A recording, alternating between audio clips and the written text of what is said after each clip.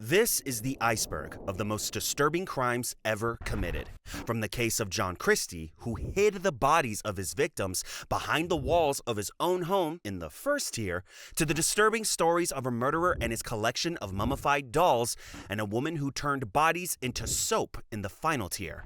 This is going to be a wild ride. So, without any further ado, let's begin. Tier 1.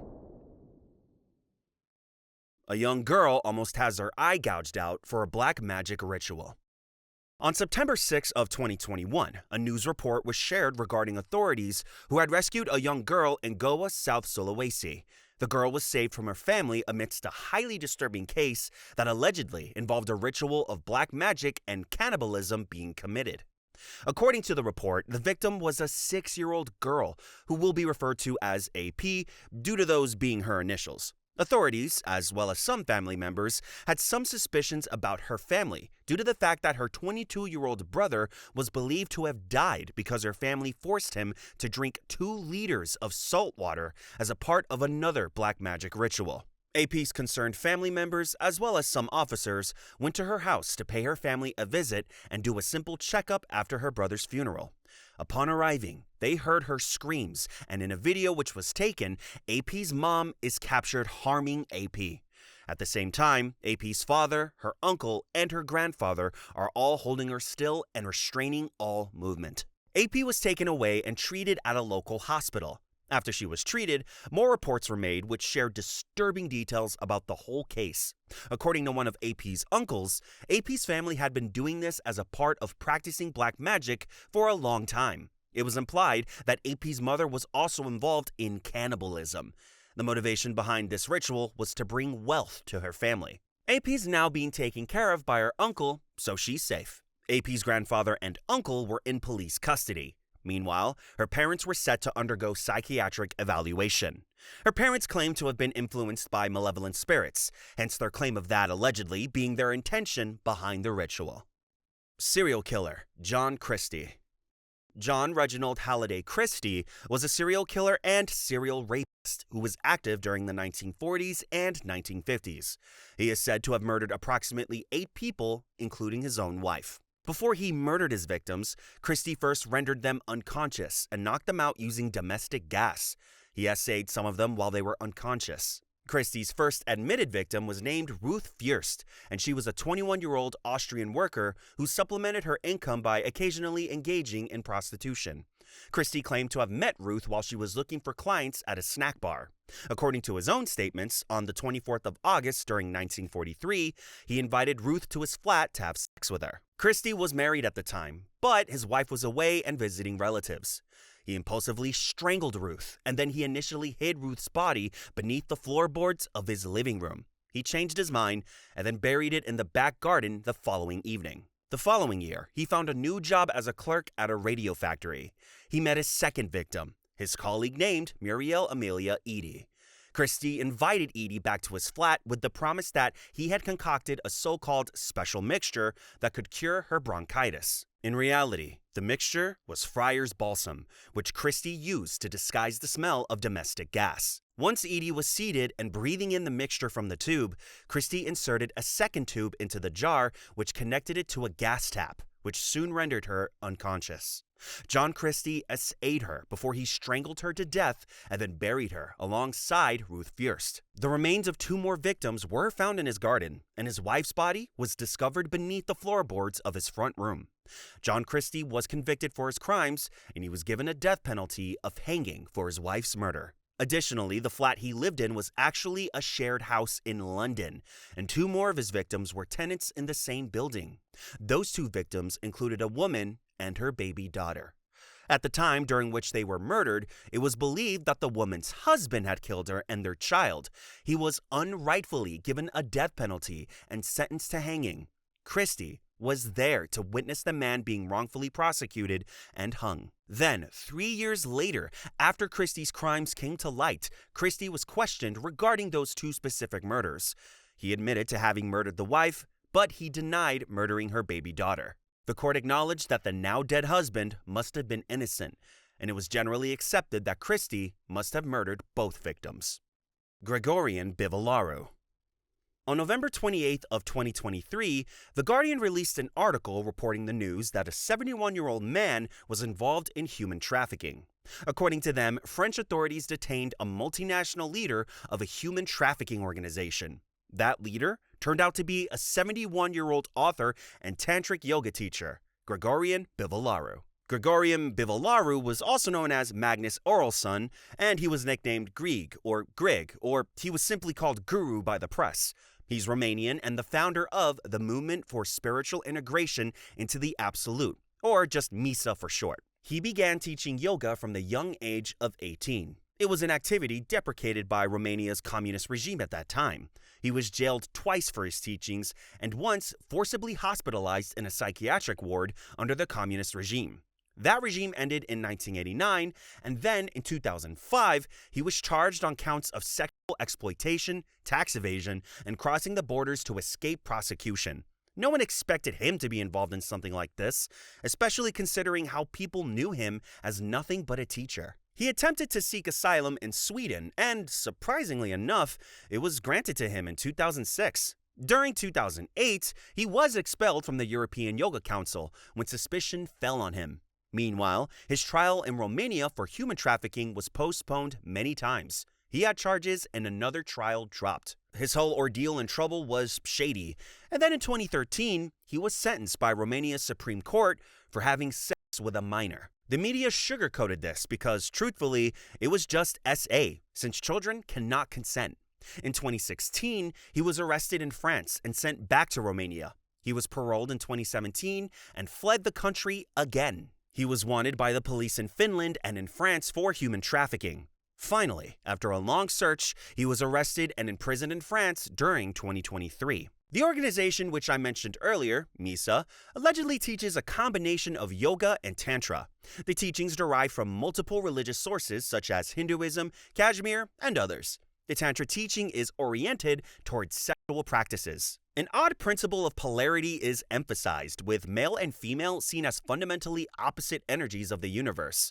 MISA's practices include purifications by the use of pornography and sexual activity between the teachers and students. This is how they were abusing their students and indoctrinating them.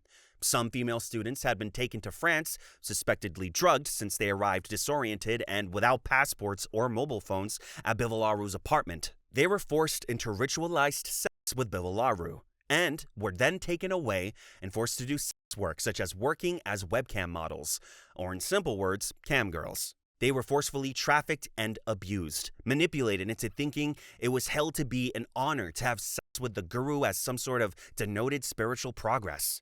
It is reported that Bivolaru has received hostile treatment from the media in Romania and elsewhere, with descriptions of his beliefs and disgusting practices. He has written a book describing Freemasonry as a satanic conspiracy seeking world domination.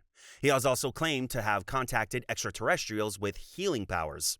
All of this changes nothing and does not sugarcoat or lessen any of the abuse and horrific things he has put others through. He's simply trying to shift focus with some of the things the media focuses on. A man who ate an ibis. A bizarre case which was reported by SBS News was when a 60-year-old man named Tom Quac took an ibis from a park in Australia. As mentioned, Tom Quac was a 60-year-old man. He allegedly stole the ibis from a park, stuffed it into his backpack, and then rode his bike home before killing it and hanging it in his shower. He cooked the bird, and he was jailed for 6 months for it. Further details revealed that Tom did not just decapitate the bird, but before doing this, he allegedly tortured and beat it horrifically. A court document from this case states that Tom told police that he was high on meth. He enjoyed hurting the Australian white ibis prior to cooking and eating the bird. Tom pleaded guilty, and he was convicted on 10 counts of animal cruelty. He was also convicted for drug possession and shoplifting. Tom had said he was confused about whether the birds, commonly known as bin chickens, could be eaten in NSW, which was a poor excuse. The Australian white ibis is a protected species under the NSW, National Parks and Wildlife Act of 1974. This was also the second time Tom Quac had been charged for attacking an ibis, after he was arrested in March for allegedly tying a rope around the feet and neck of one outside a Sydney train station before onlookers intervened. He was previously ordered to stay away from all Australian bird life. Now, he was fined for animal cruelty, shoplifting, and drug possession, but he had a suspected theft charge withdrawn, and he was expected to be released on February 8th of 2024. A Russian stylist raped a robber. The legitimacy of this story is difficult to verify due to the fact that there are not any public records of it, and the link that allegedly leads to them is dead. It was originally shared by the Moscow Times, and it's about a man who tried to rob a woman's salon, but was instead beaten and taken as a sex slave. This case takes place in Russia, somewhere in the Kaluga region during the 2010s. A Russian woman named Olga Zajac was suspected of holding an armed robber in captivity as her sex slave for 2 days after he unsuccessfully tried to rob her beauty salon. Olga, the owner of the hair salon, was described as a delicate 28-year-old woman. The robber was simply named Victor. According to the story, when he tried to take her money, Olga took him by surprise, punched him in the chest, and flipped him to the ground. She had a black belt in martial arts, so she managed to overpower him. Olga bound and gagged Victor with a hair dryer cord and then dragged him into a storage room. She told the rest of her stunned employees that the police were on their way, and she instructed them to get back to work. The police did not come. After the other stylists and clients went home, Olga told Victor to take off his clothes and let her do as she pleases, otherwise she'd call the police. Apparently, Olga tied Victor to the radiator with handcuffs covered in pink frills. She fed him Viagra, and then she repeatedly assaulted him. After 2 days of unrelenting sex slavery, Victor was, and I quote, squeezed dry like a lemon, according to what the Moscow Times say, Life.ru reported. After he was released, Victor went to the hospital to have his injured genitals treated. Because of the injuries, he went to the police and filed a complaint asking that Olga be brought up on criminal charges for committing actions of a sexual nature that left him injured. According to the articles, Olga was not happy with this. She stated she bought him new jeans, gave him food and drinks, and gave him 1,000 rubles when he left, and she called him a jerk. The following day, Olga filed a complaint of her own with police, asking that Victor be charged in the salon robbery. Due to the links being dead, that complaint cannot be accessed or seen. It's alleged that Life.ru posted a copy of her statement. According to the Moscow Times article, the police officer on the case did not know what to do. He said that one could go to jail for attempting a robbery, and the other could also go to jail for sexual assault. Tier 2. Otto Warmbier. Otto Frederick Warmbier was an American college student who was imprisoned in North Korea during 2016. By the time he was released from North Korea, he came back in a vegetative state and died shortly after. Otto Warmbier entered North Korea as a part of a guided tour group. He was arrested at the international airport while awaiting departure from the country. During his arrest, no words were spoken. 2 guards simply came over, tapped Otto on the shoulder, and led him away. This was witnessed by a member of his group. Otto did not think much of it, and he didn't resist. He hadn't done anything wrong, so he did not look scared. After not seeing him return, the group was worried about him. Allegedly, when the group's plane was about to leave the terminal, an official came aboard and announced that Otto was very sick and has been taken to the hospital. After this, some media reports indicated that Otto spoke to a Young Pioneer tour guide following his arrest. This was denied by a Young Pioneer spokesman who told BBC News that none of its employees had direct contact with Otto after he was escorted away. After these shady circumstances of arrest, Otto was wrongfully convicted of attempting to steal a propaganda poster from his hotel, for which he was sentenced to 15 years of imprisonment with hard labor. Shortly after his sentencing, Otto suffered a neurological injury from an unknown cause, and he fell into a coma which lasted until his death. North Korean officials did not disclose his medical condition until a year later in 2017, when they announced that he had fallen into a coma as a result of botulism and a sleeping pill. With this excuse, they returned him after 17 months in captivity. After Otto returned, he was taken to the University of the Cincinnati Medical Center for immediate medical evaluation and treatment. A little side note is that Otto Warmbier died 6 days after his return to the United States. A coroner's report stated that he died from an unknown injury which caused a lack of oxygen to the brain. According to some reports, non-invasive internal scans did not find any signs of fractures to his skull, so nobody could prove that he had been beaten. Something kept very vague is how Otto was tortured, and many believe he was tortured with electricity. Electric torture is extreme, causes an awful amount of pain, and leaves little evidence of injury. Additionally, as another side note, it is believed that he was severely sleep-deprived and likely tortured with water as well. This explanation would clarify why he suffered neurological damage, as shown in medical reports, despite the lack of physical signs of trauma. Otto's parents sued North Korea, and despite how insane that might seem, they have been winning. The murder of Jun Lin. The victim in this next case was named Jun Lin, and he was a simple man who had moved to Canada in 2010 with the intention of starting a new life there and to study computer engineering. At the time of his death, he was registered as an international student and an undergraduate in an engineering and computer science faculty. Jun Lin also worked part-time as a convenience store clerk, and he had moved into an apartment together with a roommate. Now, Jun Lin was gay. He had been married to a woman before, but they later divorced. In Canada, he lived for some time with another Chinese man who was gay like himself. Jun Lin had never revealed his sexual orientation to his family in China, even though they had met his boyfriend. They just assumed it was a friend. Shortly before his murder, Lin's relationship with his boyfriend ended because Lin was experiencing pressure from his family to settle down and marry another woman. After breaking up with his boyfriend, Jun Lin began using Grindr and other dating platforms to meet up with men. Luca Magnotta was a porn star who claimed he had met Lin after Lin responded to his Craigslist ad, which proposed sex and bondage. Luca Magnotta was a man who was diagnosed with schizophrenia and received a disability allowance, so he supplemented that source of income by engaging in male prostitution. Besides his work as an expert, he began appearing in gay pornography films, and he also worked as a stripper. Jun Lin was fatally stabbed and dismembered in Montreal, Canada by Luca. Luca then mailed Lin's body parts to elementary schools and federal political party offices. After a video that showed Luca mutilating Lin's corpse was shared online, Magnotta fled Canada, and he was wanted by Interpol. This prompted an international manhunt, and eventually he was apprehended in Berlin. A side note about Luca is that he allegedly changed his name from Eric Clinton Kirk Newman to Luca Rocco Magnotta in 2006. Some of his earlier criminal activity before he murdered Jun Lin included impersonation, fraud, animal abuse, murder, as well as sexual assault, despite the charge being dropped. Eric, aka Luca, had a YouTube channel, and some of the things he posted on YouTube consisted of videos titled things like One Boy, Two Kittens. A jury convicted Luca Magnotta of first-degree murder. He was given a mandatory life sentence and 19 years for other charges to be served.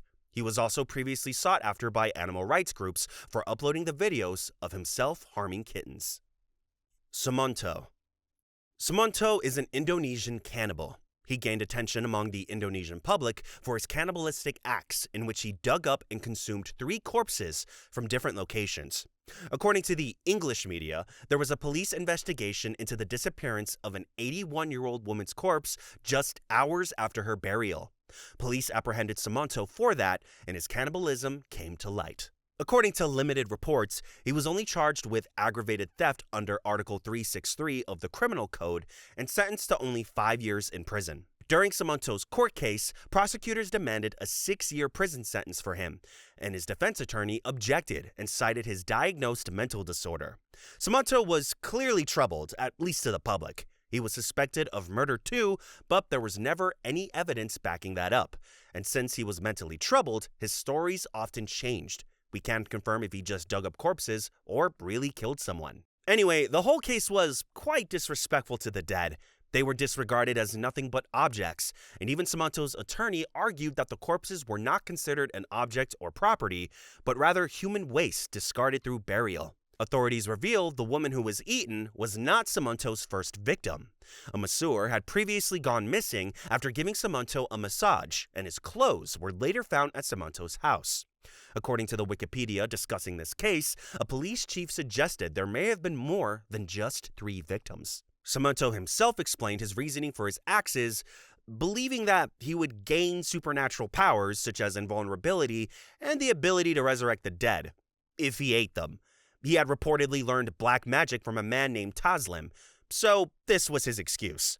3 years later, on the 24th of October in 2006, Suwanto was released early from prison due to reported good behavior. According to the prison authorities, he was then taken by the Ha-neul Rehabilitation Center and Bungkinel Karanganyar Perbalinga, as neither his family nor his village wanted to accept him back.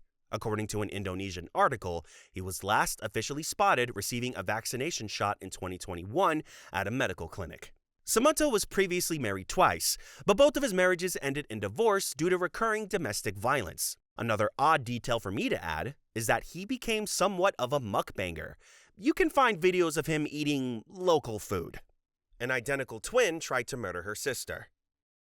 The Han twins' murder plot is a real story, and there have been a few movies based off of it. This case included an attempted killing of a woman named Sunny Han, planned by her identical twin sister, Gina Han. The said twin sister had hired 2 teenage boys to kidnap Sunny at her home, where she lived together with a roommate. The 2 showed up, and it was truly terrifying. When the 2 boys barged in, they first held Sunny's roommate Helen Kim at gunpoint. With Kim held at gunpoint, they pushed her to the ground and tied her up. They covered her mouth with duct tape and put her in a bathtub. Meanwhile, Sunny called 911 and said she thought burglars were in their apartment and essaying her roommate. When the police received the 911 call, Sunny was understandably extremely scared and crying. She told the dispatchers that 2 men with guns were inside of her apartment and that the men had tied up her roommate, but they had not found her yet. She did not know whether the men planned to rob her, hurt her, or kill her. It was nerve-wracking, but police arrived quickly and they arrested the 2 teens. They were questioned, and Gina's murder plot came to light. During November, Gina Han was found guilty on all charges pressed against her. In 1998, Gina Han was sent to the Central California Women's Facility. She was sentenced to 26 years to life in prison, and after serving 20 years in prison, she was granted parole. Although many were inspired by this so-called evil twin trying to murder the perfect twin story, it is no matter of fiction or amusing. The murder of Kim Ha-neul. The murder of Kim Ha-neul is often dubbed as an incident or an accident, but there was nothing accidental about it, and absolutely no excuse. A young girl was killed by her teacher inside of her school in South Korea. Kim Ha-neul was only 7 or 8 years old, depending on which news report you read. The point is that she was really young, and she was reported missing after she allegedly did not arrive at her after-school activities. The police were notified of her absence, and after searching the school, the police found the little girl dead inside of her room. Alongside her, a female teacher named Young Jae-won, who was 48 years old, was also found with a self-inflicted wound. Both the girl and the teacher were taken to the hospital. The little girl died shortly after arriving. The teacher was arrested as the main suspect in the child's death. Police later revealed that the teacher had previously been on leave because of depression. Prior to the stabbing, BBC News reports that the teacher had previously shown signs of violent behavior.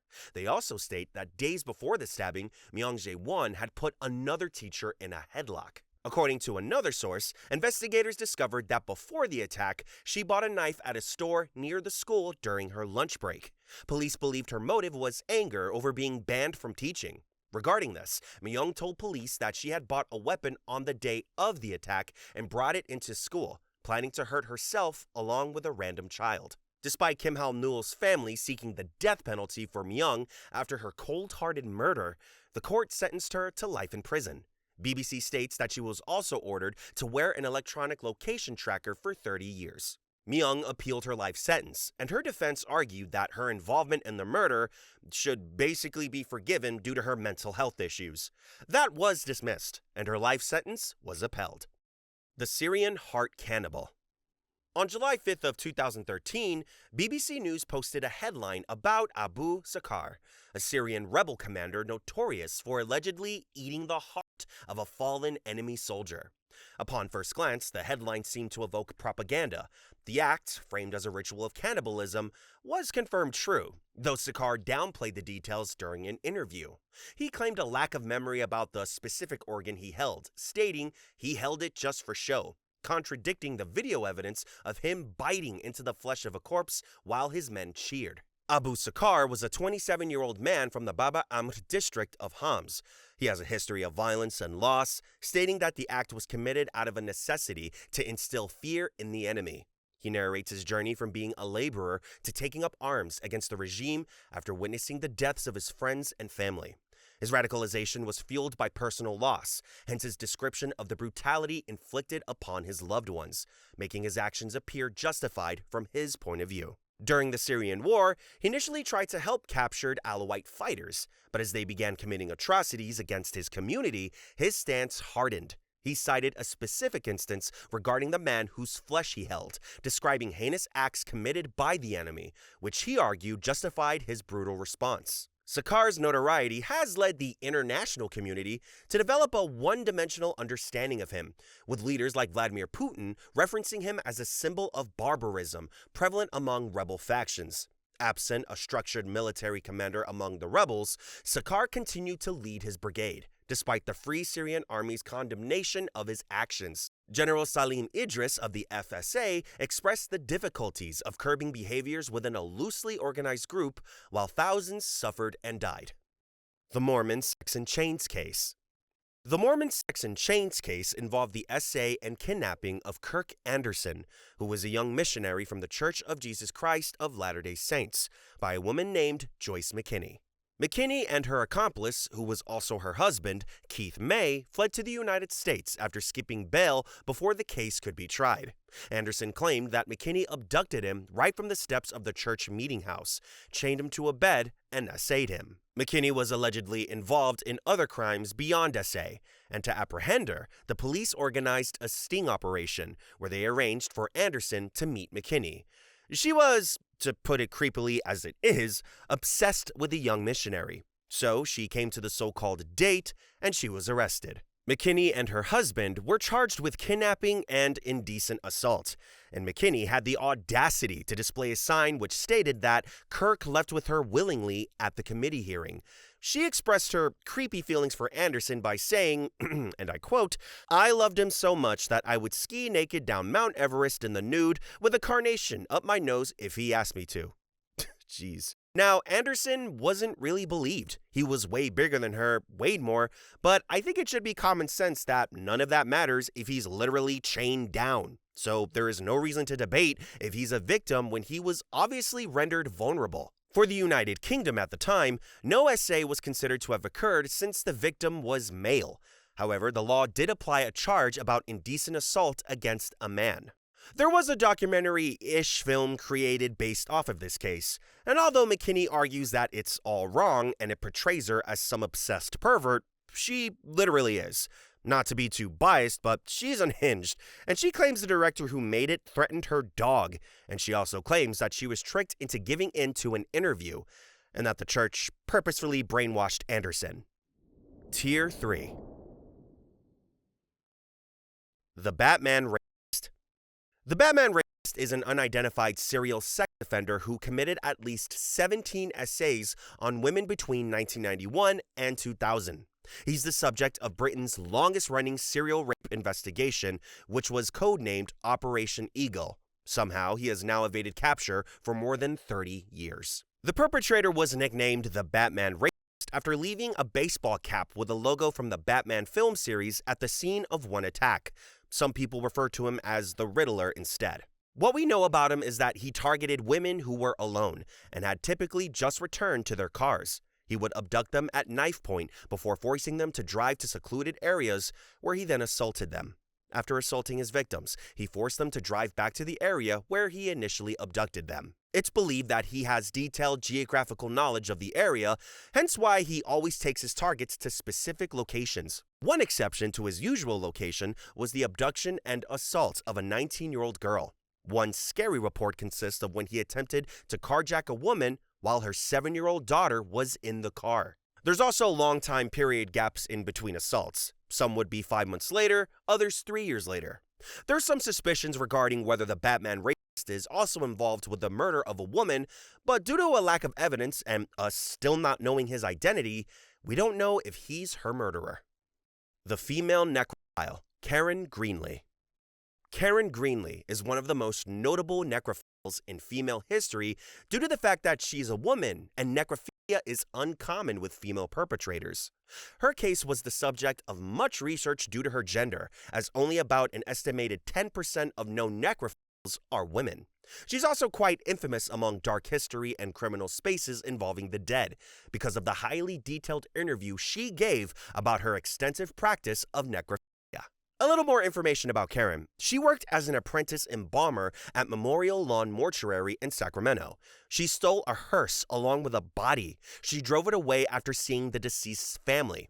It took a few days, but she was later found. She confessed to necrophilia, stating it was an addiction. At the time, necrophilia was legal in California, leading to charges for theft and funeral interference. She received a $255 fine and 11 days in jail.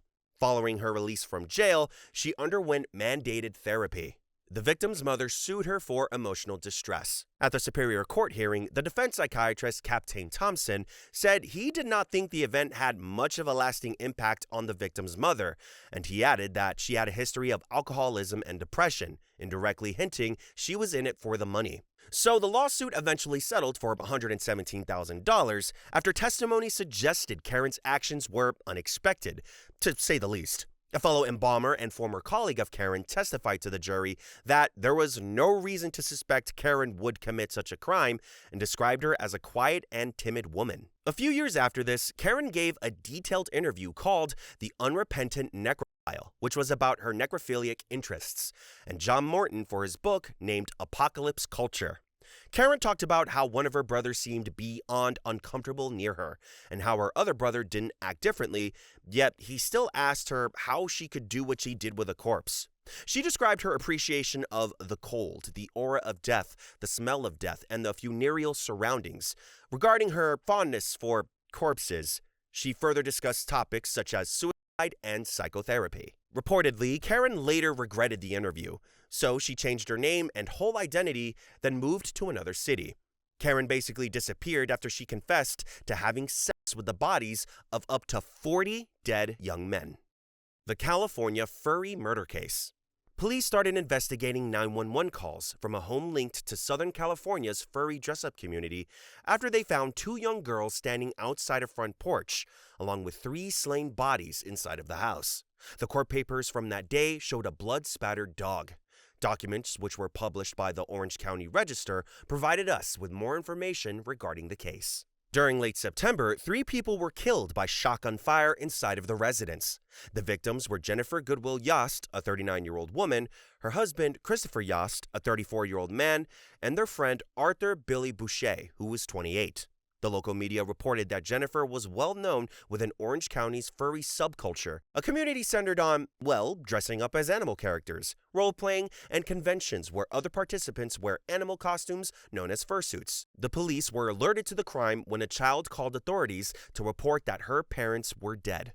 The officers arrived at the home and found Jennifer's 2 girls, ages 6 and 9, on the front porch. Inside the house, 1 male victim was found deceased. Jennifer was discovered dead in her bedroom, and the second male victim was found near a doorway leading to the backyard, with injuries initially believed to be from blunt force trauma. Investigators at the scene collected physical evidence, including clothing, the shotgun pellets, blood samples, an orange backpack, and blood found on a vehicle in the garage, as well as blood on a dog. After this, 2 men were arrested.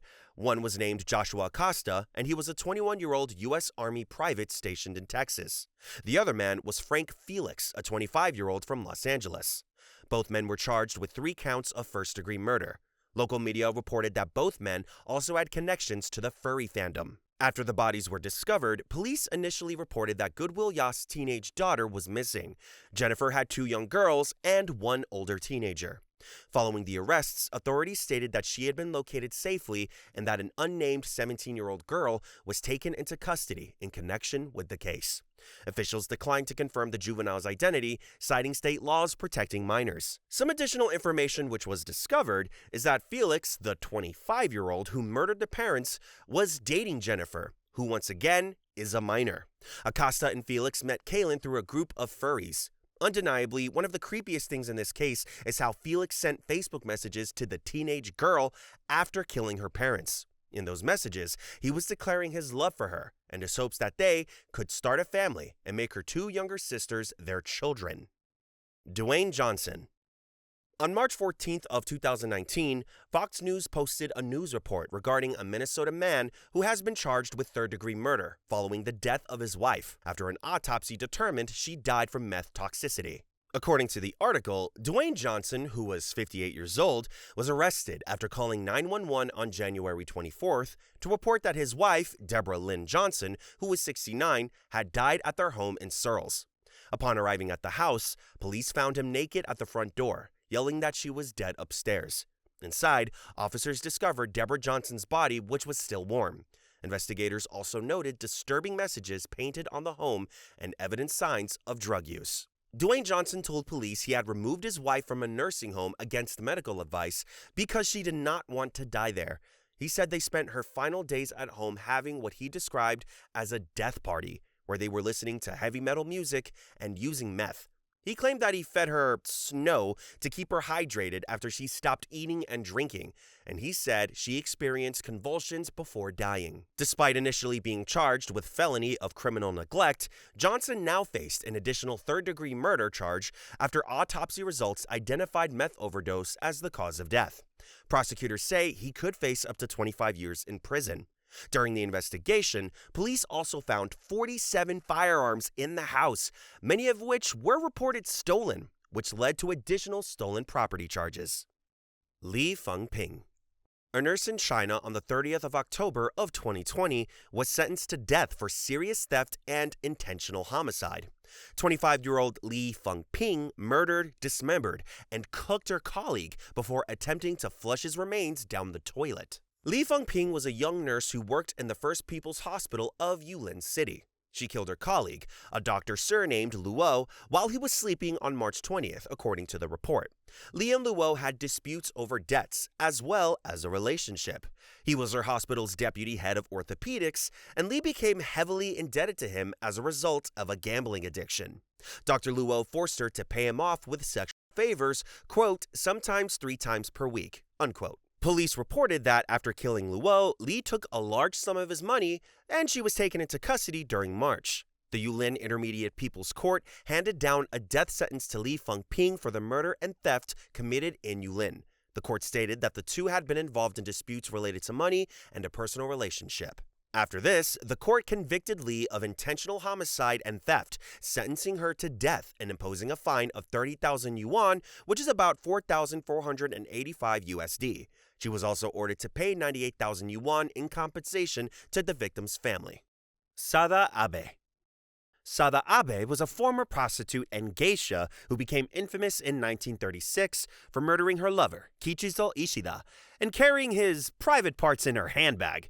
She was previously arrested for unlicensed prostitution, but Abe had been bailed out by Kinosuke Kasahara, who was a regular customer that later became her lover, until her intense sexual demands exhausted him. Following Kasahara, she had multiple lovers, including Goro Omiya, a professor and aspiring politician whose career was derailed by his association with her. Abe eventually worked as an apprentice at a restaurant owned by Ishida, but run by his wife. Known as a womanizer, Ishida seduced Abe, and in 1936, they began an intense affair marked by days of continuous sex and increasingly extreme sexual practices, including erotic asphyxiation. Abe became obsessively infatuated with Ishida and was devastated when he returned to his wife. After watching a play featuring a geisha attacking her lover, Abe bought a knife and threatened Ishida with it. It is said that he reportedly found this arousing, and their sexual encounters continued until Abe was unable to control herself, and Abe killed Ishida. After killing him, she mutilated him and wrote a message on his thigh, declaring their special bond.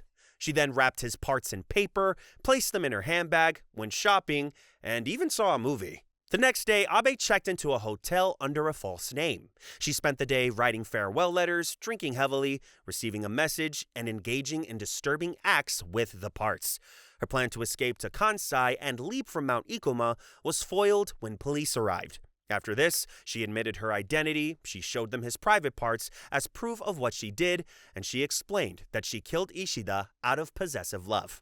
She elaborated on wanting him all to herself so no other woman could touch him again. Despite the gruesome nature of the crime, Abe served only 5 years in prison, and her story has remained a notorious chapter in Japanese criminal history. And she's somewhat well known among female necrophile discussion spaces.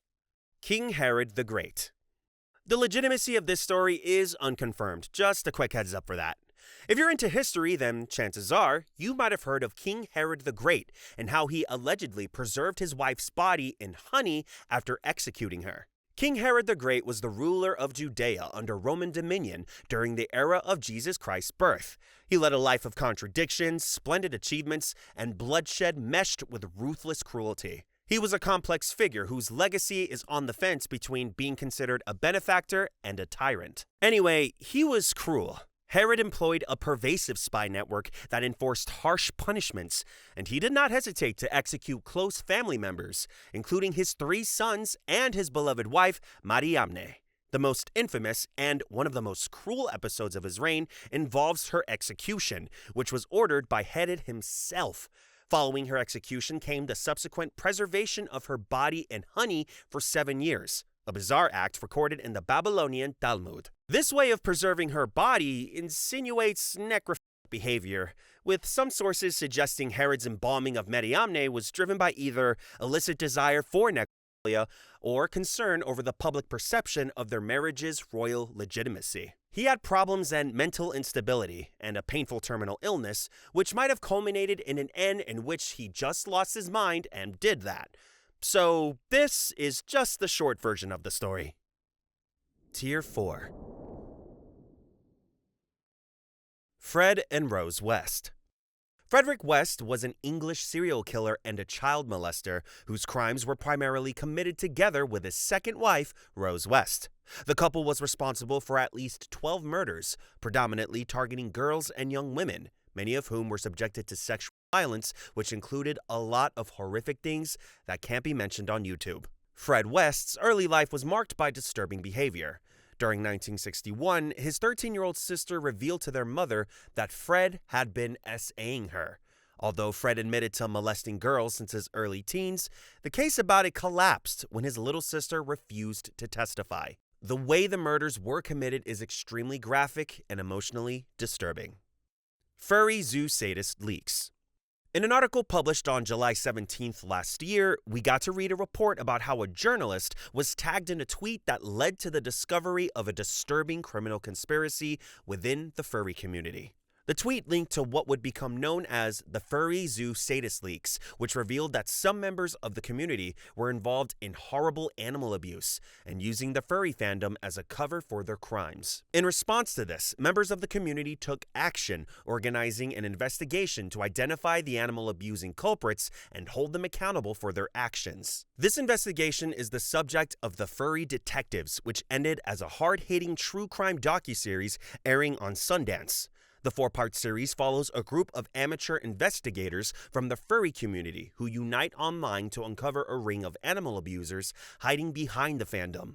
One of the investigators states in the series, "There are bad people within furry. That doesn't make furry bad. Niche communities, especially misunderstood ones, are targets for predators." The crimes uncovered within this group of zoo sadists were shocking, because the furry community is often associated with love for animals, and most furries do not think they're literally animals or wanting to hurt animals. Back to the investigation. The investigation began when Patch O'Fur, a furry and the owner of a news site, Dog Patch Press, was tagged in a tweet alleging that some members of the community were engaging in zoo sadism, which was a term he had never encountered. Upon researching the term, O'Fur found a private Telegram channel filled with evidence of horrific acts. Zoo sadism involves individuals deriving pleasure from torturing and harming animals, which is even more egregious within a community that prides itself on being animal-loving. Okami, an intelligence consultant, joined the investigation to ensure the criminals were found and removed from the fandom. The furry community's strong tech skills were crucial in the investigation. The group sifted through data from the Telegram channel, slowly identifying suspects by documenting usernames linked to the abuse. Among the suspects was Kiro the Wolf, who was a prominent furry vlogger. As the investigation unfolded, Kiro denied the accusations, but the debate over his involvement split the community. Some, including cybersecurity expert Connor Goodwolf, believe they had enough evidence to take action, leading to Kiro being doxxed and investigated by the police. However, no incriminating evidence was found, and Kiro was either cleared or caught up in a mistaken witch hunt. Despite the setback, the amateur investigators pressed on, eventually uncovering more perpetrators, including a suspected ringleader, who was arrested. With each arrest, new criminals emerged, and the team continued to expose more offenders. Their collaboration with law enforcement angered some within the furry community, who preferred handling the matter privately. As a result, some investigators, including R, were doxxed and sent threats for trying to expose zoo sadists. Despite the threats and doxing, the team remained committed to their mission, finding crucial evidence and helping police arrest individuals across the globe, including a prominent zoologist in Australia and a truck driver in the US. Thanks to all their efforts, attention was brought to crimes that might have otherwise gone unnoticed, and the animal abuse could have continued. They served justice for both the animals and the integrity of their furry community. Raymond Zwiefelhofer. ABC News reported of a year-long investigation into a secretive 2x2 church, which was suspected to be a little-known Christian sect. ABC journalists and investigators uncovered disturbing allegations regarding widespread CSA and cover-ups. The investigation revealed numerous victims of abuse across more than 30 states, with allegations spanning years of concealment by the church's corrupt leadership. In a related legal development, Raymond Zwiefelhofer, a 61-year-old tech CEO and longtime member of the 2x2 Church, was convicted of 10 counts of possessing CP. He was sentenced to 120 years in prison, and authorities found 87 files of CP on his devices, which included both photos and videos. Despite the conviction, Zwiefelhofer maintains his so-called innocence and pretends to express confusion over the jury's decision at his sentence hearing. Zwiefelhofer had served as an elder within the 2x2 Church, and he was involved in overseeing church meetings at members' homes, where children were often present. This arrangement is typical within the 2x2 Church.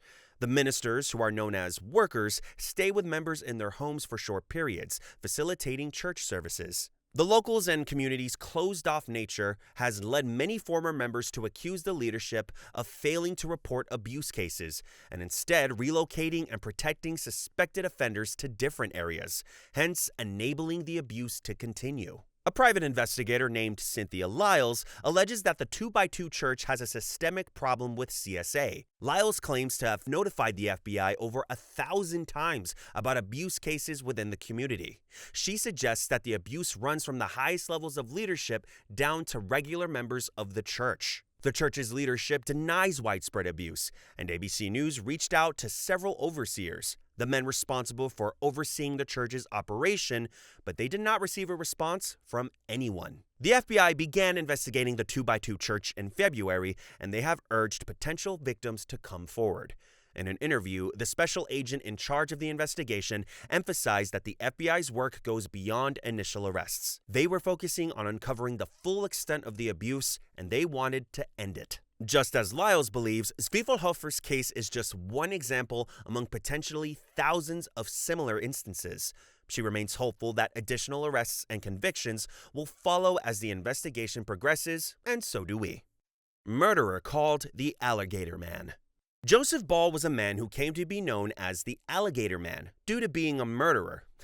And you can surely take a guess as to why he was called that. Overall, he gained attention for maintaining a pond with 5 alligators after he opened a bar. He fed living cats and dogs to them, and he charged visitors to watch him feed the alligators. In the late 1930s, several local women went missing under suspicious circumstances. In 1938, when 2 deputies came to question him, Joseph ended it. Joseph had a handyman who worked with him, and this handyman, Clifford Wheeler, confessed to aiding Joseph in disposing of the bodies of at least 2 women.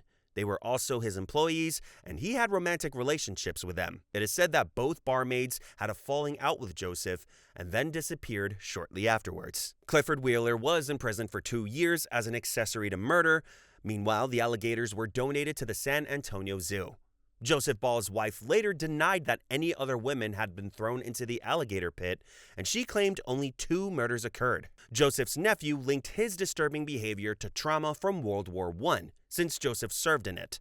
Due to limited contemporary records, much of Joseph Ball's story remains a mystery. Woman convicted of feeding body of husband's ex to alligators. A lot of alligators. In Texas, a woman was found guilty of helping kill her husband's ex-girlfriend. She first attempted disposing of the body by trying to dissolve it in acid, but that did not work, so she fed it to alligators. Amanda Smith Hayes and her husband, Grant Ruffin Hayes III, were convicted in 2014 for the killing of Laura Ackerson.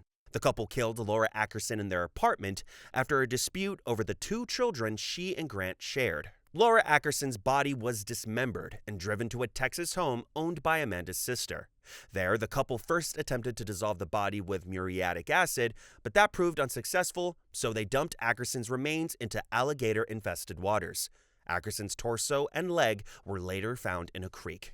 Amanda was sentenced to up to 16 years in prison after being found guilty of second-degree murder in her 2014 trial. Meanwhile, Grant is serving a life sentence for first-degree murder. The latest report on this case stated that Amanda will now serve an additional 20 years in prison after her original sentence for tampering with evidence. Lois Riess, the killer grandma. Lois Ann Riess, 63, gained attention during 2018 when she was charged with the murder of her husband in Minnesota, as well as the murder of a woman in Florida. These 2 murders led to a widespread manhunt across the United States. Due to how the authorities were struggling to catch her, the media referred to her as the killer grandma. Her case was widely covered due to its shocking nature and her ability to evade capture for several weeks. After leaving Minnesota, Riess traveled to Florida, where she befriended Pamela Hutchinson, who was a woman who looked similar to her. Riess murdered Hutchinson in an attempt to steal her identity and escape the police. Using Hutchinson's identification and credit cards, she moved from state to state until she was finally apprehended in Texas. Riess was convicted of both murders and received 2 lifetime sentences in prison, 1 for each victim, without parole. Now, David Riess, Lois's husband, was found dead on March 23rd of 2018 at their home. Family members raised concerns about his whereabouts, and then authorities discovered he had been shot multiple times, and his death was ruled as a homicide. His wife evidently became the primary suspect since she vanished with her husband's vehicle and a large sum of money from his bank account. Investigators found that Lois had forged her husband's signature to withdraw $11,000 from his account. Further evidence indicated that the murder was premeditated, likely motivated by Lois's growing gambling debts. The authorities believe that Riess specifically targeted Pamela Hutchinson because of their similar appearances. The 2 weren't even friends, just lookalikes, so absolutely everything Riess did was coldly planned and terrifying. Tier 5. Jane Toppan. Jane Toppan, sometimes nicknamed Jolly Jane, is one of the most infamous female serial killers. Jane is believed to have murdered at least 12 people between 1895 and 1901. She confessed to 31 murders, yet she's suspected of killing over 100 people. Jane worked as a nurse, so her method of killing was with poison. She used her position as a nurse to poison her patients and their family members. Now, something that's quite interesting about her is that she admitted that her motive to murder was tied to a sexual fetish, and she famously stated that her goal was to kill more helpless people than anyone else in history. Jane secretly experimented on her patients by administering dangerous doses of morphine and atropine to observe the effects on their nervous systems. She also took advantage of her time alone with patients by making fake medical records, drugging them to induce altered states of consciousness, and lying in bed with them. In 1889, Jane Toppan was recommended to a prestigious hospital, and that's where she continued her killings until she was fired a year later. She briefly returned to the previous hospital she worked at before being dismissed again for reckless drug administration. Jane then started working as a private nurse. Jane Toppan's murder spree escalated in 1895, starting with the deaths of her landlord and his wife. In 1899, she poisoned her foster sister, Elizabeth. Later on, she moved in with the elderly Alden Davis and his family, and she murdered him, his sister, and his 2 daughters. After his daughter's death, a toxicology report confirmed it was due to poisoning, which led to Jane's surveillance by local authorities. She was finally arrested for murder in 1901. Reports after her arrest described Jane Toppan as having fondled her victims during their deaths, claiming she derived pleasure from their near-death experiences. Her motives appeared to be more personal in some cases, such as with her foster sister and the Davis family. Toppan herself later described her compulsion to poison others as an uncontrollable urge. By 1902, Jane Toppan confessed to 31 murders, and her case gained widespread attention. During her trial, she argued that she was sane and she knew what she was doing. Since none of this was sane, Jane was ultimately declared insane. Jane was found not guilty due to the reason of insanity, so she was sent to the Taunton Insane Hospital for life. She lived long and died there at the age of 84 years old. Man gets death for killing child and feeding him to dog.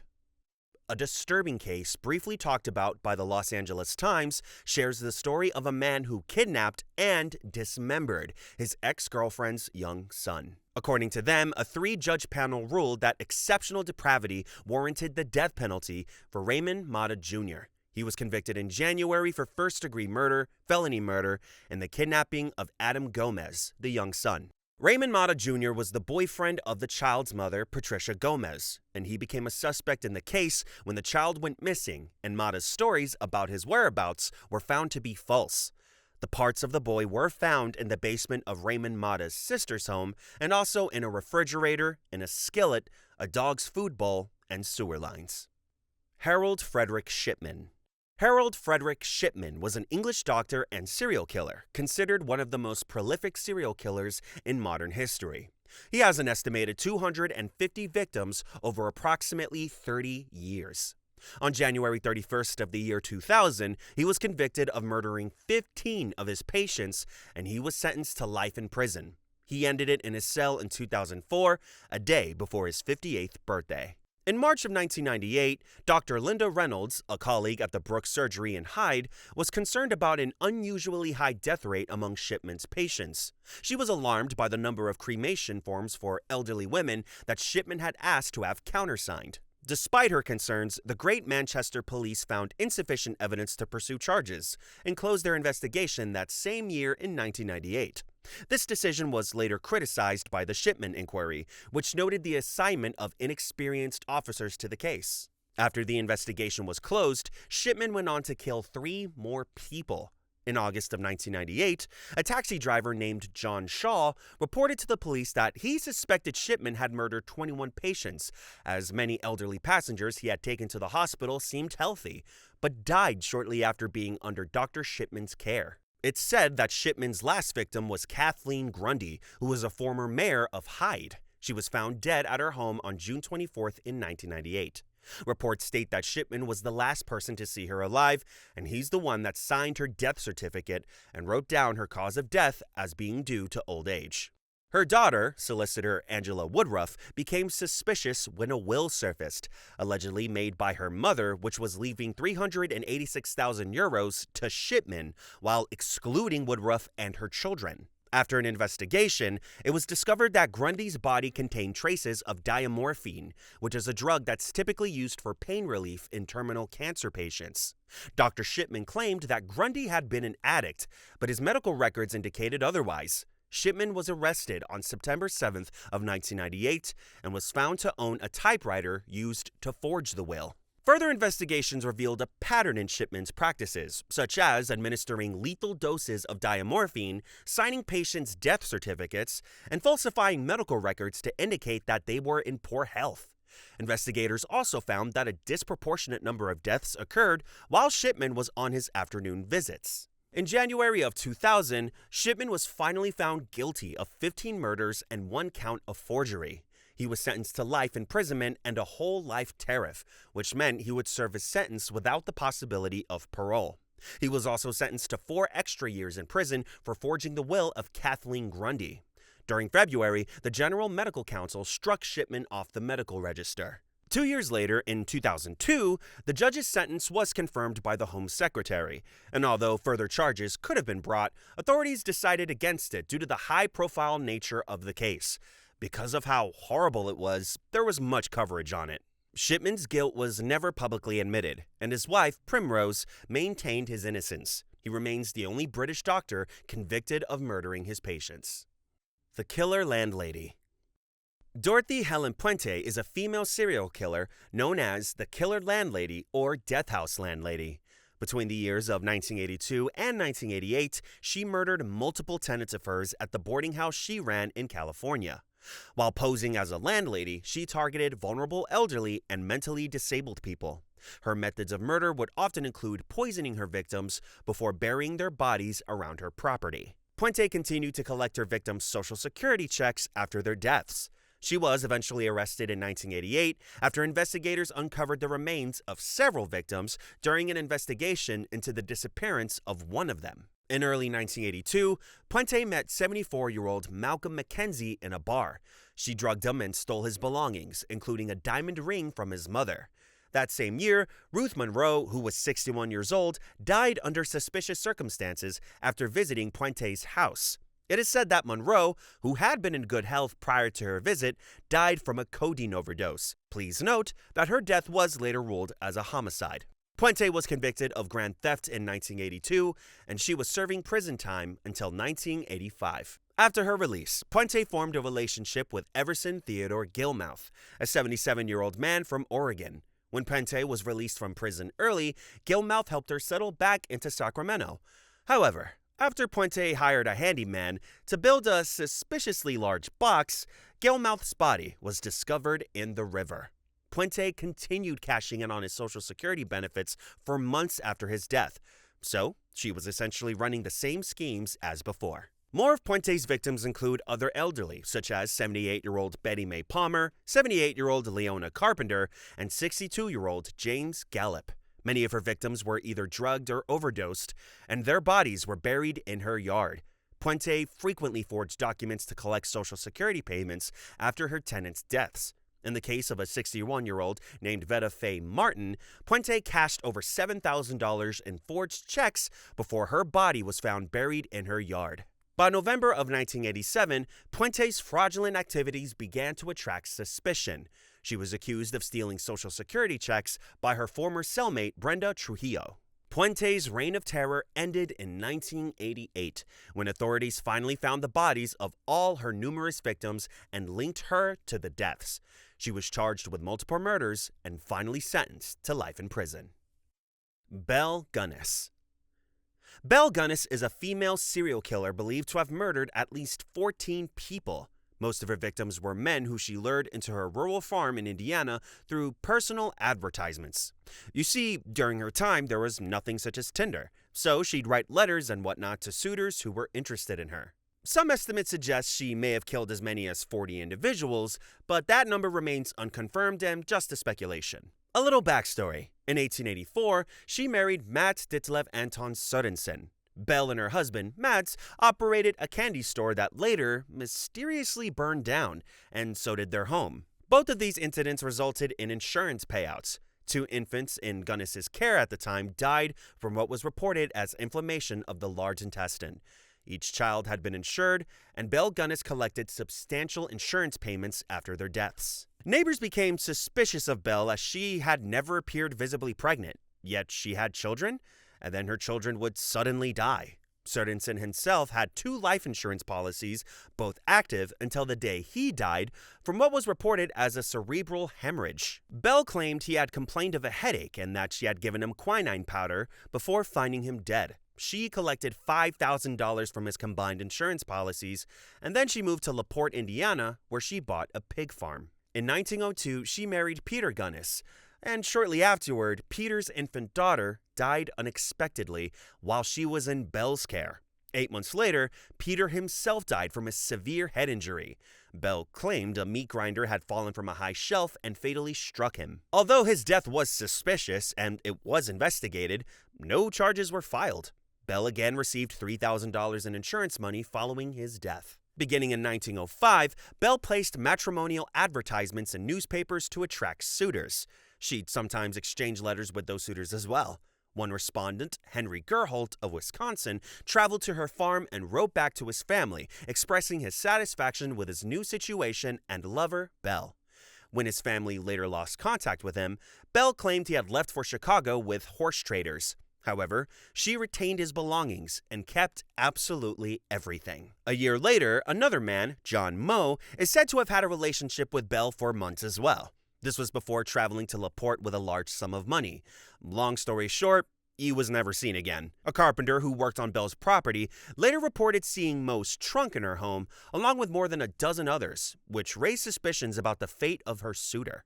Belle was presumed to have died in a house fire in 1908, but the true circumstances of her death remain uncertain. No one knows if it was staged death for her to get away, or if she actually died. Elizabeth Bathory. The only story of murder which might be more well-known than that of King Herod the Great is the story of Countess Elizabeth Bathory of Ecsed. She was a Hungarian noblewoman from the influential House of Bathory. Historically, she's notorious for allegedly torturing and murdering hundreds of girls and women and bathing in their blood. Alongside 4 servants, she was charged with 80 counts of murder and convicted for it. While her servants were executed, Bathory herself was confined to the castle of Chate until her death in 1614. The accusations against her were supported by testimonies from over 300 witnesses, including detailed confessions from key figures and other individuals who were close to her, and whose statements were not obtained under torture. The testimonies were compiled in a report commissioned by King Matthias II in 1611. Some modern scholars and historians argue that the charges may have been politically motivated and fake in attempts to diminish the Bathory family's regional power. Bathory's story entered folklore, and all kinds of different legends portrayed her as a vampiric figure who bathed in the blood of virgins to maintain her youth. It is said that these stories were written more than a century after her death, and they are widely regarded by historians as unreliable embellishments. Because even if she was cruel, the whole portrayal of her being a vampire or witch was out of pocket. Elizabeth was charged with murder and torture rather than witchcraft, and during her arrest, she admitted to participating in the crimes out of fear of her accomplices confessing without coercion. The detailed and consistent testimonies from those who witnessed her actions provide a compelling case that she was indeed responsible for severe atrocities. Tier 6. The Giggling Grandma. Nanny Doss was a serial killer who murdered 11 people between the years 1927 and 1954. She became known by several nicknames, but the most popular one was the Giggling Granny. After the death of her 5th husband, Doss admitted to her homicidal crimes, prompting investigations to later reveal that her victims included 4 of her husbands, 2 of her children, her sister, her mother, 2 grandsons, and her mother-in-law. At only 16 years old, Nanny Doss married Charlie Braggs, who was her co-worker from a linen factory. She did this with her father's approval after only a few months of courtship. Braggs was the only child of a single mother who continued living with her after the wedding, and Nanny later wrote that her mother-in-law took control of her entire life and would not even allow Nanny's own mother to stay overnight or visit. Nanny and her husband had 4 daughters together. During this time, Nanny began drinking heavily and became addicted to smoking. Both Nanny and her husband suspected each other of cheating, and her husband Braggs frequently left their home for days. In 1927, 2 of their daughters died from suspected food poisoning. Shortly afterward, Braggs fled with their eldest daughter, leaving the baby behind. Anyway, after his mother died, Nanny worked at a cotton mill to support herself and her child. Braggs eventually returned their eldest daughter back to Nanny, and he divorced her. He later claimed he left because he feared her. Later on, Nanny married her 2nd husband, Robert Franklin Harrelson. They settled in Jacksonville with her 2 daughters, but she soon discovered that he was an alcoholic with a history of assault. Despite this, they stayed married for 16 years. Anyway, he died. Nanny Doss met her 3rd husband, Arlie Lanning, through a Lonely Hearts advertisement while traveling in North Carolina. She married him just 3 days later. Like her previous husband, Lanning was an alcoholic and unfaithful. In this marriage, however, Nanny often left for long periods. When she was home, she acted like a devoted wife. And eventually, Lanning died of what was believed to be heart failure, so the community supported her. She had the image of a loving and devoted wife who was mourning. Soon after his death, his home was left to his sister, but his home also suddenly burned down, and Nanny collected the insurance money. To add to this, somehow Lanning's mother died in her sleep, and Nanny moved in with her bedridden sister Dovie, who, again, died shortly after Nanny's arrival. Nanny continued her search for companionship, so she joined a Diamond Circle Club and met Richard L. Morton there. They got married in 1952, and Morton did not drink, but he was a cheater. Just a year later, Nanny poisoned her mother, Louisa, who had come to live with them. 3 months later, Morton also died. Finally, in 1953, Nanny married Samuel Doss, a minister from Tulsa who had previously lost his family in a tornado. In September of 1954, Samuel was hospitalized with severe digestive issues. He died during that same year. As it turns out, Nanny was eager to collect 2 life insurance policies she had taken out on him, so Nanny poisoned him. The suspicious circumstances of his death led to an autopsy, which uncovered a lot of arsenic in his body. Nanny was arrested and she confessed to killing her 4 husbands, as well as her mother, sister, grandson, and mother-in-law. She was only prosecuted for Samuel Doss's murder since, she wasn't a suspect before that. She pled guilty and received a life sentence. Prosecutors did not seek the death penalty for her because she was a woman. After this, Nanny Doss died of leukemia in 1965. The murder of Lindsay Hawker. A 22-year-old English teacher named Lindsay Ann Hawker was murdered by a 28-year-old man named Tatsuya Ichihashi in Japan during 2007. The two had initially met when Ichihashi approached Hawker on a train. He liked that she spoke English, and he wanted to learn English. According to reports, he later visited her apartment, and she was surprised and caught off guard, so she allowed him to come inside. The two agreed to meet up for an English lesson at a cafe, and on the 25th of March, after meeting at the cafe, Lindsay Hawker accompanied Ichihashi to his apartment nearby. The taxi driver who drove her there stated that she was last seen entering the apartment, and when she didn't return, the driver obviously left. He didn't think much of it, as passengers leave and don't come back all the time. Eventually, the shocking news of Hawker's body being discovered buried in a bath in the apartment he drove her to spread throughout Japan. Lindsay's body was concealed under a mixture of compost soil and sand sprayed with a chemical to aid it in decomposition. Reports say that she had been bound, gagged, and subjected to a brutal attack involving prolonged physical assault and strangulation. The long series of police investigations revealed that Ichihashi had purchased the materials he used over several visits to a store to prepare for hiding the body, possibly intending to hide it in concrete or wait for decomposition. The whole thing was plotted from the start. At first, after Lindsay was reported missing by her employer, police attempted to investigate Ichihashi's apartment, but they were unable to enter without a warrant or a cause. They were avoided for quite a while, too. The case is really long and there is plenty to talk about, but after the body was found, Ichihashi escaped and he evaded capture for years. His face was plastered on the news and he had some notable features such as moles, so he mutilated his own face. After he'd been on the run for years, he tried to get plastic surgery, and his attempts to change his appearance more was what led to his arrest. After the staff at the clinic where he had surgery on his nose noticed the odd scarring on his face, they became suspicious of him and reported him to the police. The police apprehended him, and Ichihashi published a book in which he confessed to the killing, and he described how he had mutilated himself to change his appearance. He faced essay and murder charges. Ichihashi's defense claimed coercion and stress contributed to his silence during his questioning, but he eventually admitted to his involvement in Lindsay Hawker's death.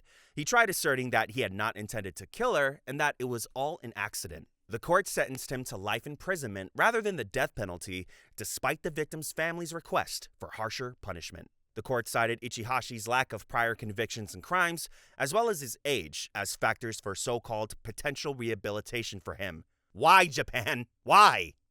Sara Maria Aldrete. Sara Maria Aldrete is a murderer known as La Madrina or the Godmother. Sara is a former honor student who attended high school in Brownsville, Texas, and later studied physical education at Texas Southmost College. She was described by peers as intelligent and well-liked. It is stated that she planned to become a physical education teacher before getting involved in a violent criminal cult. In the late 1980s, Aldrete met Adolfo de Jesus Constanzo, who was a Cuban-American drug trafficker and self-proclaimed religious leader. Constanzo led a cult that blended ritual practices involving human sacrifice. He gave Aldrete the nickname La Madrina, and he made her his second in command. The cult kidnapped, tortured, and killed at least 15 people, including drug dealers and an American college student, Mark J. Kilroy, whose 1989 abduction during spring break in Mexico drew international attention. The victim's remains were discovered at a ranch near Matamoros, along with ritual objects and evidence of gruesome ceremonies. As authorities closed in, Constanzo, Aldrete, and other cult members fled to Mexico City. In 1989, police surrounded their hideout. During a shootout, Constanzo ordered an accomplice to kill him and another close follower, since he refused to be captured. Aldrete was arrested and later presented to the media. Law enforcement officials stated that she privately confessed to being involved in some of the ritual killings, even though she denied responsibility publicly. Investigators described her behavior as shifting between cooperative and media conscious. In 1990, Aldrete was convicted in Mexico for criminal association and later received a 30-year sentence for her role in multiple murders connected to the cult. U.S. authorities have indicated that they would seek to prosecute her for the murder of Mark Kilroy if she were ever released. The murder of Wong Kam-yee. During April of 2008, a 16-year-old girl who was a sex worker named Wong Kam-yee was murdered by her 24-year-old client, Ting Kai-tai. After meeting Wong for lunch and returning to his apartment, Ting, who had consumed alcohol and drugs, killed Wong at somewhere between 1 p.m. and 3 p.m. Ting later claimed he could not recall the killing due to drug intoxication, and he alleged that Wong expressed a desire to die. His excuse was that upon regaining awareness of himself and sobering up, he realized he had killed her. Since he was afraid of what would happen, he proceeded to dismember her over the course of 6 hours in his bathroom. He flushed much of her down the toilet. He disposed of the remaining organs by throwing them into the sea, and some bone fragments and flesh were discarded at the market. They were mixed in with pork bones at a butcher's stall. Ting also stole $3,400 from Wong's wallet, which he spent on drugs, alcohol, and sex in the following days. Wong was reported missing on the 29th of April in 2008 after her family became concerned. During the dismemberment, Ting made 3 phone calls to his friend Si Yen-tak describing the murder and body disposal. Initially dismissing it as a joke, Tsi later reported Ting to the police after Wong's disappearance was reported on the news. He provided crucial evidence that led to Ting's arrest. The police recovered several pieces of Wong's flesh from the plumbing in Ting's apartment, but the head was never found. Authorities speculated that some body parts discarded at the market were likely disposed of with butcher waste or possibly converted into cooking fats, complicating recovery efforts, which would mean that someone unknowingly might have eaten human parts. Ting was charged with first-degree murder and preventing the lawful burial of a body in May of 2008 after confessing to the crime. His trial took place in July of the following year before a single judge and a 7-member jury. Ting admitted to killing and dismembering Wong, but he rejected responsibility for his actions, claiming they were due to drug intoxication and asserting that he could not remember the events clearly. His excuse of a defense was rejected by the prosecution. After deliberation, the jury found Ting guilty. He was sentenced to life in prison for murder. The judge rightfully condemned the murder as barbaric during sentencing. Theodore John Kaczynski. Theodore John Kaczynski was a mathematician who later became a domestic terrorist. Despite being gifted at mathematics and considered a prodigy, he left his academic career to live a secluded and primitive life, as well as carrying out a bombing campaign. Between 1978 and 1995, Kaczynski killed 3 people and injured about 23 others through a mail bombing campaign. He targeted individuals he believed were promoting modern technology and contributing to environmental destruction. He wrote a 35,000-word manifesto called The Industrial Society and Its Future, in which he condemned technological advancements and all technological progress. It is said that he rejected both left and right-wing ideologies and supported cultural primitivism, so he ultimately called for violent revolution. During earlier years, Kaczynski relocated to an isolated cabin without electricity or running water. There, he lived alone and developed survival skills in an effort to become self-sufficient. After observing increasing development and environmental damage in the surrounding wilderness, he concluded that living freely in nature was no longer an option. This was what brought on his violent acts of terrorism. He decided that violence and murder was how to begin so-called change. He became the FBI's longest and most costly investigation up to that time. Before his identity was known, the FBI referred to the case as Unabomb, which stands for university and airline bombing. In 1995, Kaczynski sent a letter to the New York Times, promising to stop his attacks if either it or the Washington Post published his manifesto in which he rants about the environment. In the paper, he argued that his bombings were drastic but necessary to draw attention to what he saw as the loss of human freedom and dignity caused by modern technology. The FBI and U.S. Attorney General Janet Reno supported publishing his essay, and it appeared in the Washington Post in 1995. After reading it, his brother David recognized the writing style and alerted authorities about him. This was basically how he was officially identified. Following his arrest a year later, Kaczynski insisted he was mentally sound, and he attempted, unsuccessfully, to dismiss his court-appointed attorneys, who wanted him to plead insanity to avoid getting a death penalty. In 1998, he pled guilty to all charges and received multiple consecutive life sentences without the possibility of parole. Years later, he was diagnosed with cancer, but he discontinued his treatment in March of 2023. He died by committing suicide in prison. A woman who killed her mother and son by drugging and burning them. Melanie Alix is a killer convicted of killing her mother and her son and then deliberately setting their home on fire. Her brother, Francois Alix, who is 18 months older than Melanie, described her as manipulative and cruel. He said that she has been that way for as long as he could remember. He warned everyone that she was extremely dangerous and capable of doing anything. Melanie, who lived on Montreal's South Shore, showed no visible remorse as the Superior Court imposed a mandatory sentence to life imprisonment with no possibility of parole for 25 years. She also received an 8-year sentence for the attempted murder of another individual whose identity is protected and will remain hidden. A jury consisting of 7 women and 5 men deliberated for 6 days before concluding that Alix had deliberately targeted vulnerable members of her own family.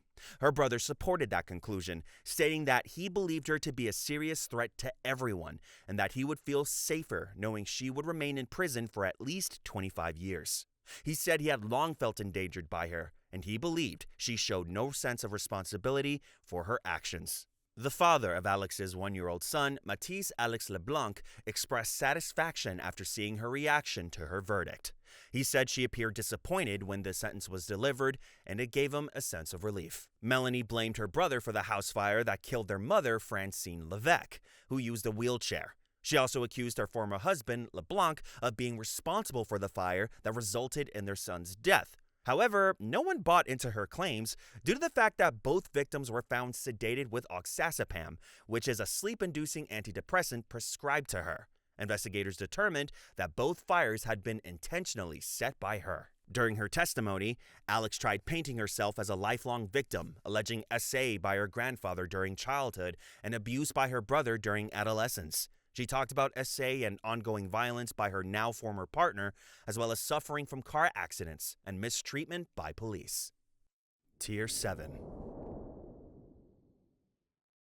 Anatoly Moskvin. Anatoly Moskvin was a Russian linguist and a historian. He was arrested in 2011 after police discovered 29 mummified bodies of little girls in his apartment. Some of the girls were as young as 3 years old, and their ages ranged from only 3 all the way up to only 13. Moskvin had stolen the bodies from local cemeteries, mummified them, and then posed and dressed them around his home. He treated them as dolls, read books to them, fairy tales, and celebrate their birthdays. His parents, who lived with him, were unaware that the so-called dolls which he kept were real human remains, and they had one mummified girl kept in their bedroom. Moskvin was arrested following an investigation into multiple grave robbings in the region. Additional evidence suggested that Moskvin had desecrated up to 150 graves, including the removal of grave accoutrements and photographs of open graves. Despite this, investigators could not directly connect these items to the bodies found in his apartment. Moskvin admitted to his activities and claimed that he had been mummifying the bodies over a span of 10 years. His parents were largely unaware of his actions as they spent significant time away from home. And of course, they wouldn't assume their son is crazy enough to dig up corpses. Moskvin was charged for desecrating graves and bodies, a crime that could result in up to 5 years in prison. After undergoing a psychiatric evaluation, Moskvin was diagnosed with paranoid schizophrenia and declared unfit to stand trial. During 2012, the court sentenced him to coercive medical measures, so he was moved to a psychiatric clinic. Moskvin explained that he felt a deep sympathy for the dead children and believed he could bring them back to life using science or black magic. He was inspired by ancient burial practices, so he began exhuming the bodies of recently deceased children. He would sleep on their graves to communicate with their spirits and gain permission to exhume their bodies. Once the corpses were removed, he used various mummification techniques to preserve them. He often wrapped the bodies in cloth, filled them with rags for structure, and added wax masks to their faces. He dressed them in children's clothes and wigs to make them appear lifelike and lively. Moskvin genuinely believed that rescuing the children from their graves was more important than following the law. He also expressed a desire for having children. He once attempted to adopt a daughter, but his low income led to the rejection of his adoption application. Moskvin denied having any sexual interest in the bodies. He said he considered them as his children. He interacted with them and treated them as if they were alive. Cicih Suwanto. 4 children were found dead and brutally harmed, and for 2 years, police did not find any clues to who the perpetrator might be. Cicih Suwanto, also known as Robot Gadik, was an Indonesian serial offender who targeted vulnerable young boys. He had a traumatic childhood and reportedly experienced severe abuse at a young age. As an adult, he went on to commit crimes against children. He approached children from extremely disadvantaged backgrounds, offering them food and basic necessities. These children were living in poverty, and their circumstances made them especially vulnerable. Authorities later uncovered the full extent of his crimes, which shocked the nation. At first, Suwanto did not kill his victims, but committed serious crimes against them. Over time, his actions escalated, and he eventually began murdering the children he targeted. His first known victim was later found in a public area, and the discovery shocked the community. Because the boy was living on the streets and had no known relatives, he was never formally identified. Cicih Suwanto continued targeting vulnerable boys, primarily those from homeless or impoverished backgrounds. His crimes might have continued longer if not for a witness who reported seeing him with a child who was later found dead. This tip led authorities to arrest him. Shortly after his arrest, Cicih Suwanto confessed to killing 12 boys between the ages of 9 and 15. Despite this confession, only 8 bodies were ever recovered. When police interrogated Cicih Suwanto, he openly admitted to acts that are so shocking they cannot be detailed on YouTube. China Arnold. In 2005, China Arnold, a 25-year-old woman, murdered her daughter using an oven. China Arnold lived with her children and boyfriend Terrell Talley in a housing complex in Ohio. Arnold had a criminal history, and she had previously been convicted of abduction and forgery in the early 2000s. On the day of the murder, Arnold and Talley argued over Paris's paternity, which escalated into a violent confrontation. In a fit of rage, Arnold did it. Medical experts later determined that the body temperature reached 108 degrees Fahrenheit or 42 degrees Celsius, which caused fatal internal injuries despite there being no visible burns. Arnold later claimed she was intoxicated at the time of the incident, and her defense attorney argued she had blacked out due to the alcohol. Long story short, Arnold's attorney requested a new trial, claiming that there were multiple errors made in her case. In December of 2013, the 2nd District Court of Appeals gave her a life sentence in prison. An appeal regarding the life sentence Arnold received was made, but during 2014, the court decided not to take up the appeal. There was no excuse for her actions and cold-blooded murder. The Butcher of Mons.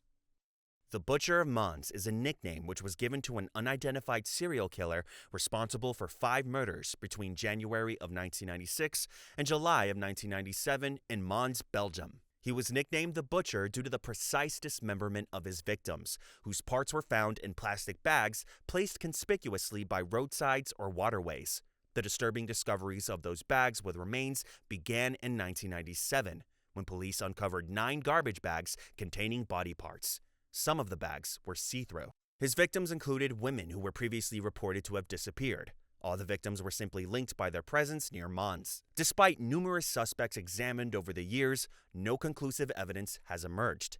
Today, the true identity of the Butcher of Mons remains unknown, despite nearly 1,000 complaints about him being filed between 1997 and 2010. According to Crime and Investigation UK, quote, "Part of the problem with the investigation was staffing. Due to some utterly bizarre bureaucracy, the case was deemed to be local. As such, Only 4 investigators worked on it. No additional assistance was sought or given, and the murderer was never found." Unquote. And this is genuinely mind-blowing because you'd expect to have more than just 4 people involved in such a case. Leonard and Charles. Leonard Thomas Lake was a serial killer who, along with his accomplice Charles Ng, committed a series of horrific crimes involving kidnapping, raping, torturing, and murdering women. They have an estimated 11 to 25 victims who they are said to have murdered at a remote cabin near California between the years 1983 and 1985. Leonard and Charles came to be known as the slave killers due to the prolonged torment they inflicted upon their female victims. They often recorded their actions and the vile torture on videotapes. Their atrocities were uncovered following Leonard's arrest in 1985. Leonard ended it before he could be tried for his crimes. Meanwhile, Charles was convicted in 1999 on 11 counts of capital murder based on evidence, including the horrific tapes, human remains which were found, and Leonard's detailed journals which were discovered. Leonard met Charles, a fellow ex-Marine, through a survivalist magazine advertisement in the early 1980s.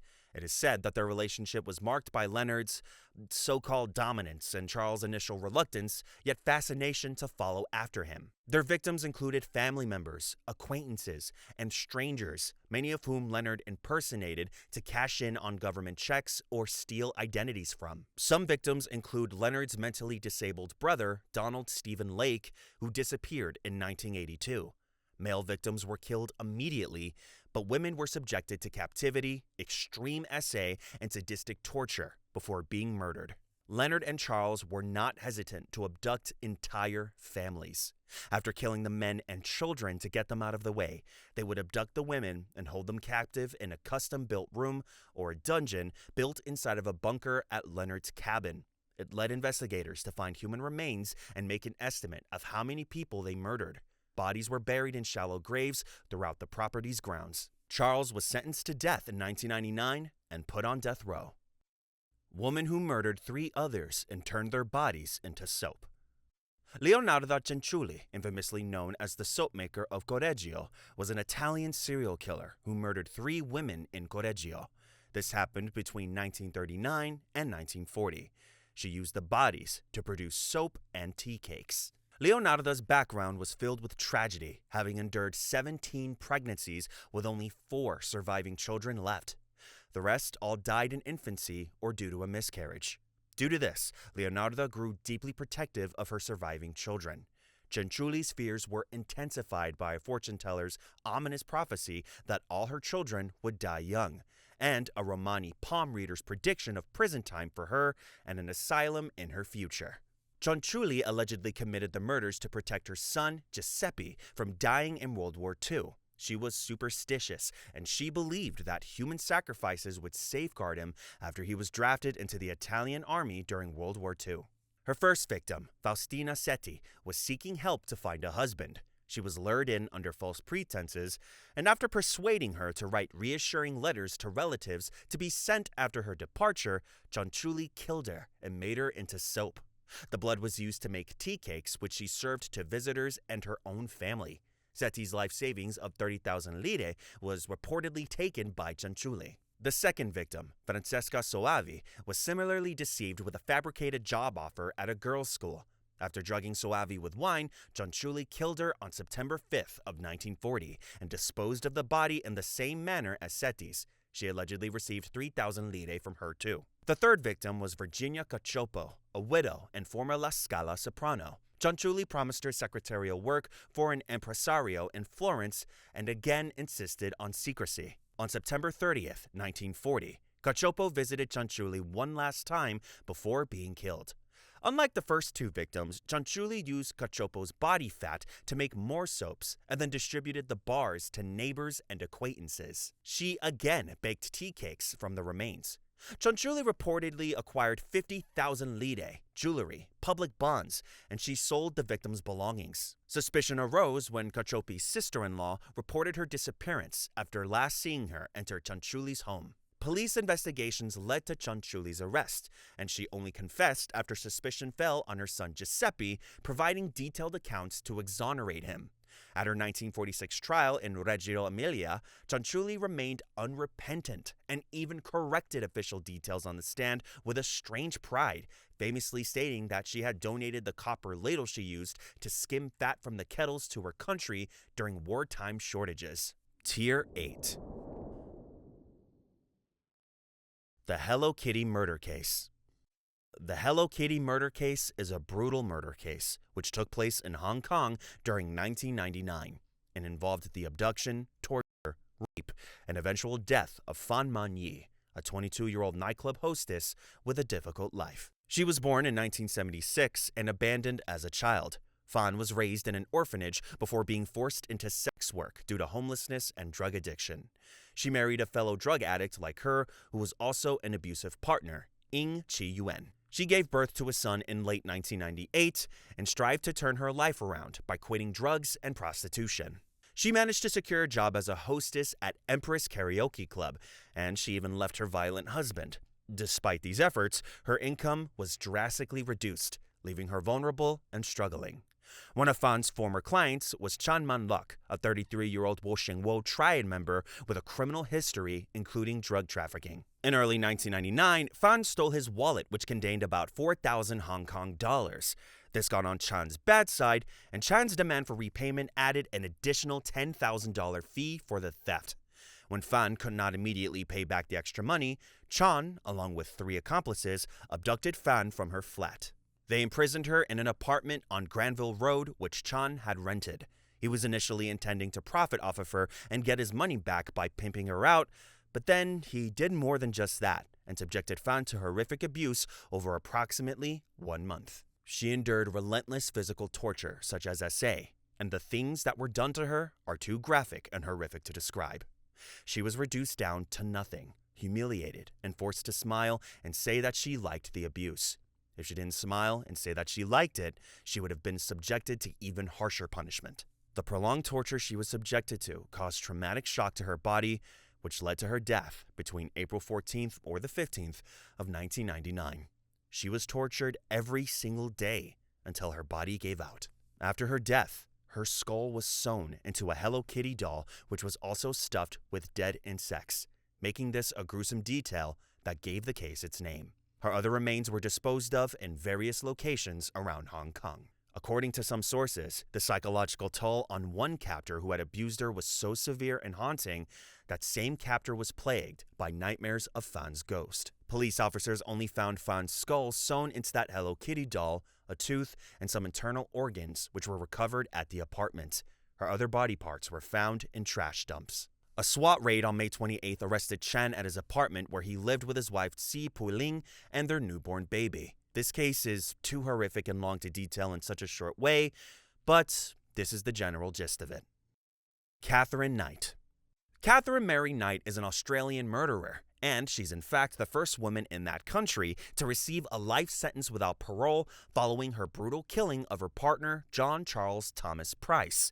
He was murdered during the month of February in the year 2000. Knight's early life was marked by dysfunction and trauma. She was born into a troubled family in New South Wales, and she endured both physical and SA from a young age, and was fueled by exposure to her mother's violent and erratic behavior. Perhaps due to these hardships, Katherine Knight exhibited both violent tendencies and outbursts of anger during her school years, before abandoning school and education at only 15 years old and entering the workforce at an abattoir, where she developed a fascination with knives, which she kept close at hand. Katherine's first marriage to David Stanford Kellett was violent and unstable. There were episodes of assault, postnatal depression, and psychiatric hospitalizations. After leaving Kellett in the mid-1980s, Knight's life remained unstable, and she started a new relationship with John Price in 1995. Price was a well-liked local miner and father of 3. He was initially tolerant of Knight's volatile nature, but their relationship deteriorated due to escalating violence and conflict, especially after Katherine sabotaged Price's employment. In the months leading up to the murder, their interactions became increasingly bad, and at some point, Price got a restraining order against Katherine.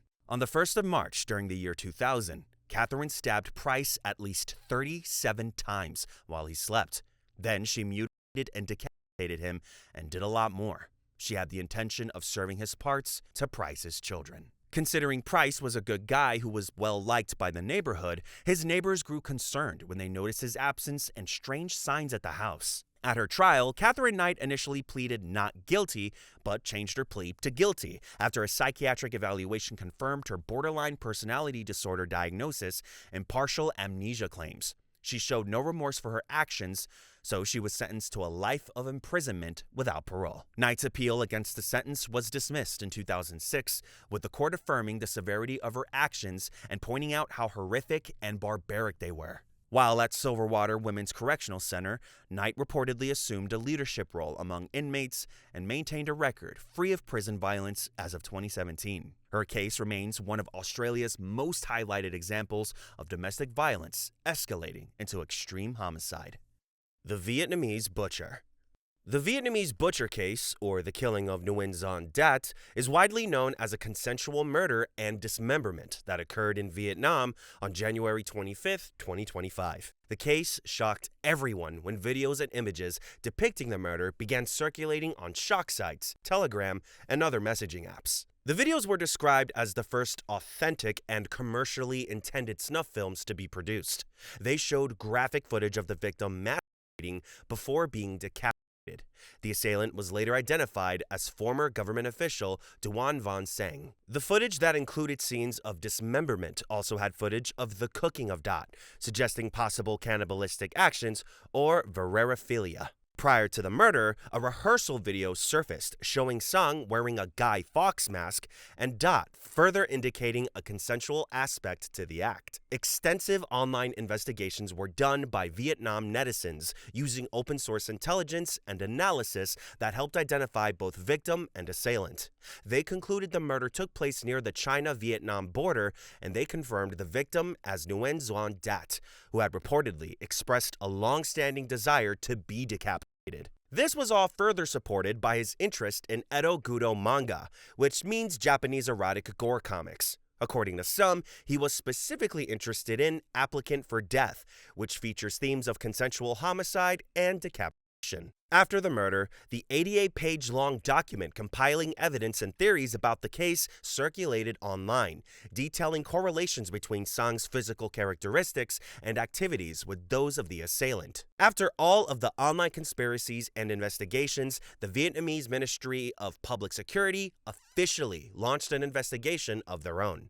On November 28th, authorities arrested Duan Van Sang and charged him with murder. According to Sang's confession, he met Dat through social media in 2020, and on the day of the murder, Dat entered Sang's workplace, which was an empty office where he was killed. The investigation of this case is still ongoing, with further evidence being sought by police, and if convicted, Sang faces life imprisonment or a death penalty. This case also reminded people of the severe case of Armin Maiwes. If you haven't heard of Armin Maiwes, he met someone online too, and he murdered him consensually, then ate parts of him. There's a whole movie named Cannibal from the year 2006, which was inspired by the events of all the crimes that transpired. The Milyang Middle School Girl Gang Rape. The Milyang Middle School Girl Gang essay took place during 2004 in South Korea. Just like its horrific name suggests, the case involved the essay of multiple female students by as many as 120 male high school students over an 11-month-long period.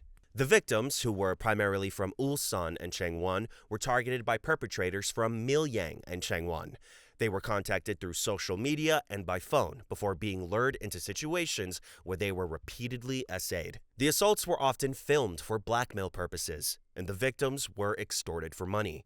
The violence extended beyond the initial victim, whose identity will be kept a secret. The disgusting perpetrators also targeted her younger sister and cousin. The cousin was essayed. Meanwhile, the sister was reportedly physically abused. After the victim's aunt reported the horrific crimes, a slow and infuriating police response led to the arrest of only a few suspects. How the police handled this case was disgusting, and they did not care about the abuse. Further arrests were only made after public protests and outrage. The families of the perpetrators threatened victims and their families, and some of the offenders' parents blamed the victims and excused their son's behavior. The police handling of the case drew widespread condemnation for their mistreatment of the victims, including refusal to allow female officers to conduct the questioning. They were victim blaming, They forced the girls to point their rapists out while the rapists were in the same room, and they continued to force face-to-face identification of suspects without any protective measures. These actions caused additional trauma to the victims who were already put through hell, and one victim required psychiatric hospitalization after it. The legal proceedings were similarly bad and controversial. 29 students were arrested. Most were sent to juvenile court or had their charges dropped. 10 who were accused of gang rape faced minimal sentences with suspended execution due to their young ages and social circumstances, including college admission and employment.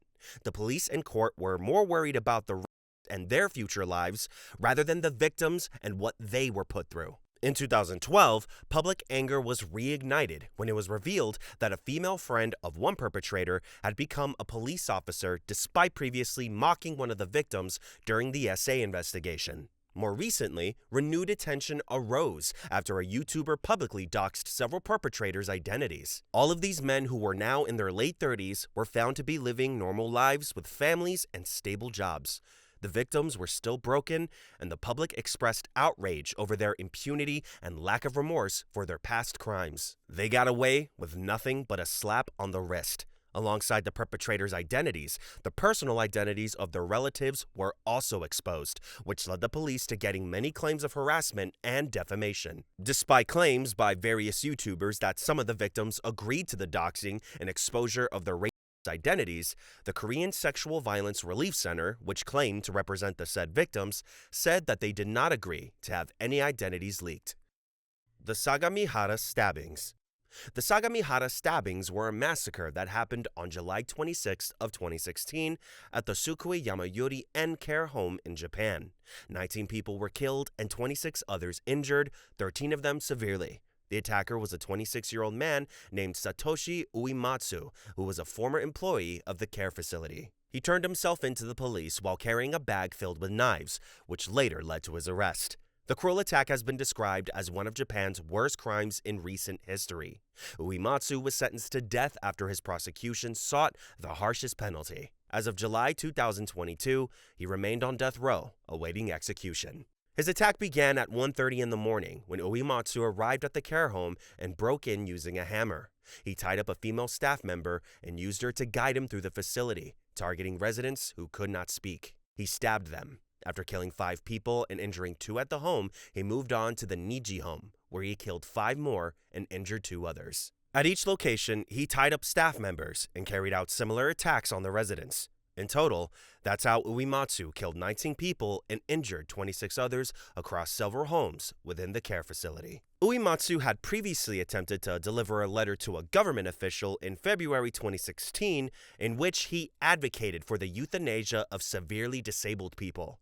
He justified his actions of attacking them by claiming they were for the greater good, proposing that such deaths would contribute to world peace and economic benefits. Despite authorities being alerted of his intentions because of the letter, Uematsu was briefly detained in a psychiatric hospital, then released after being deemed not a threat. Following his arrest, Uematsu claimed that he believed he was saving both the disabled individuals he murdered and society from what he saw as a burdensome existence.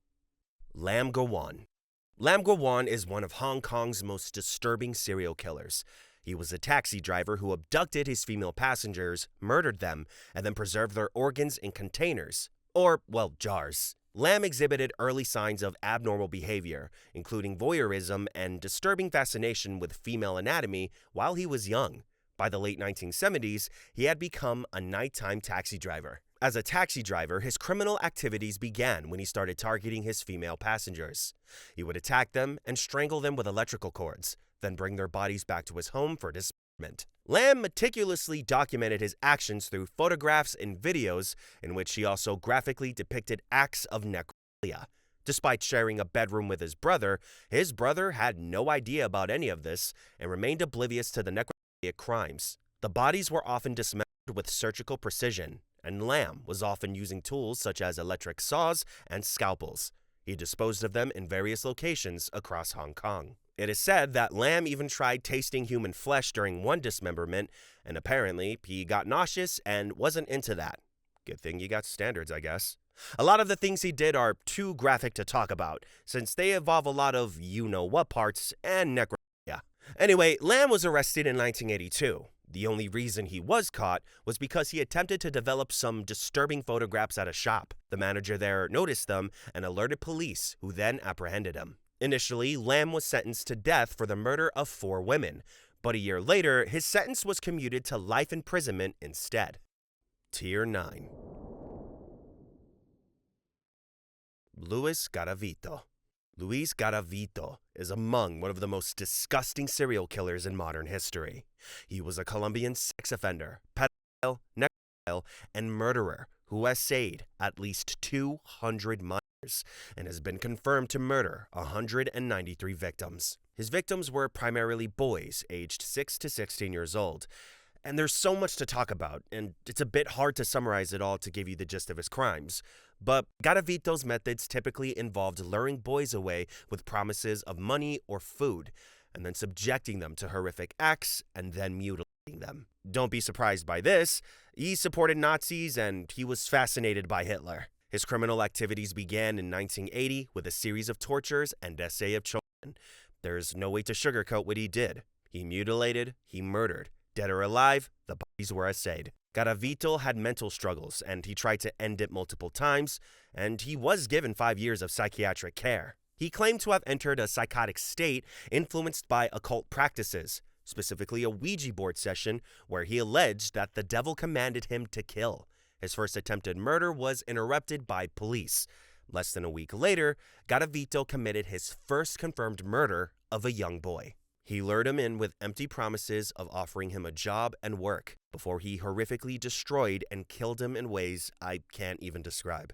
Garavito later claimed to have blacked out during those crimes, and he says he felt remorse after seeing blood on his clothes. Besides plain monstrousness, Garavito's killings were characterized by his extreme violence and ritualistic mutilations. He was smart enough to know that he should target children from impoverished areas. Side note, as aforementioned, his victims were almost exclusively boys, though some female victims were reported. In addition to the 172 initial murder charges, Garavito confessed in 2003 to an additional 28 murders, including 5 adults. The overall estimate of victims is 400. Although I mentioned he was Colombian, Garavito's crimes extended beyond Colombia. Anywhere he went, he would essay a child or kill one. To cut it short, Ecuadorian authorities investigated him after spotting him looking suspicious near an all-girls school. Sometime later, his capture followed after the attempted essay of a child. I didn't mention this since we're keeping it short, but his DNA was tested, so he was investigated, and that led to him being linked to the murders. Garavito was able to evade capture because he always killed in isolated areas, and he chose children who wouldn't be missed. He further escaped detection because of a lack of coordinated efforts between police departments, which is beyond infuriating. Sylvia Likens. Just because of how violent and graphic this is, I'm going to keep it brief. Sylvia Likens was a 16-year-old teenage girl. She endured horrific torture and abuse over a 3-month-long period at the hands of her caregiver, Gertrude Baniszewski, and Baniszewski's children, together with their friends. The abuse was so much and so heartbreaking and sadistic, I'm not even going to get into it. So much psychological torment. Everything she was put through left Sylvia severely malnourished, and with approximately 150 wounds documented at an autopsy. Sylvia was found lying on a soiled mattress on the floor of an empty bedroom.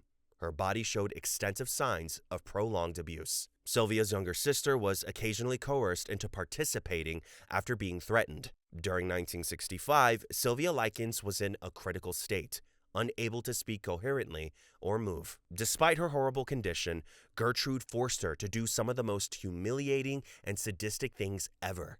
She pretended to feed her, only to throw her to the floor in frustration. As Sylvia's condition deteriorated, she ended up delirious and unable to recite the alphabet beyond a few letters. Her cause of death was a subdural hematoma, but shock and extensive injuries contributed to her death. The local kids did what they wanted to her. The neighbors who were aware of Sylvia's condition in the Baniszewski household did not intervene to help her. Gertrude Baniszewski pleaded not guilty by reason of insanity. She was found guilty of first-degree murder and sentenced to life in prison. Despite this, she was granted parole. There was a public petition protesting it. Others involved in the torture and death of Sylvia included Paula Baniszewski, who got 2 to 21 years in prison, broke out of prison twice, and was granted parole. Stephanie Baniszewski voluntarily testified for the state and was granted a separate trial, found not guilty, and released. Coy Hubbard, Richard Hobbs, and John Baniszewski Jr. were all convicted of manslaughter and sentenced to 2 to 21 years. They served 18 months and were released on parole. After everything that happened, after all that was done, you would expect harsher sentences than these. Tsutomu Miyazaki. Tsutomu Miyazaki, the otaku murderer, or the little girl murderer, abducted and killed girls aged from 4 to 7 in his car before dismembering them and practicing necrophilia.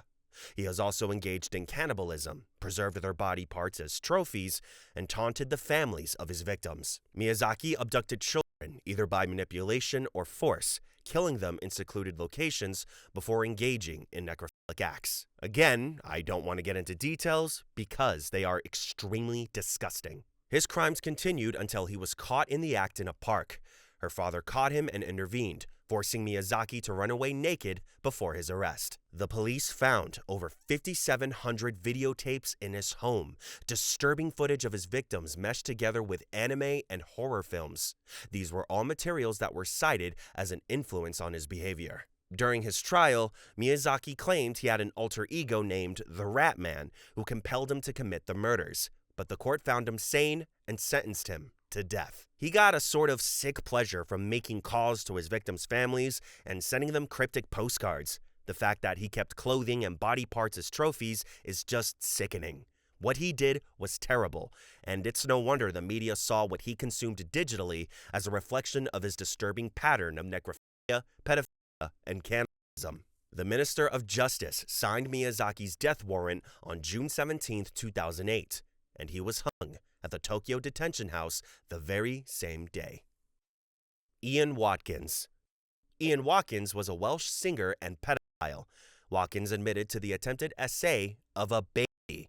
He admitted to 2 counts of attempted rape and 12 other offenses, including essay, taking, making, and distributing indecent images of children. As early as 2008, concerns about his abusive and predatory behavior toward children were reported to police, including allegations of essay, drugging minors, and possession of CSA material.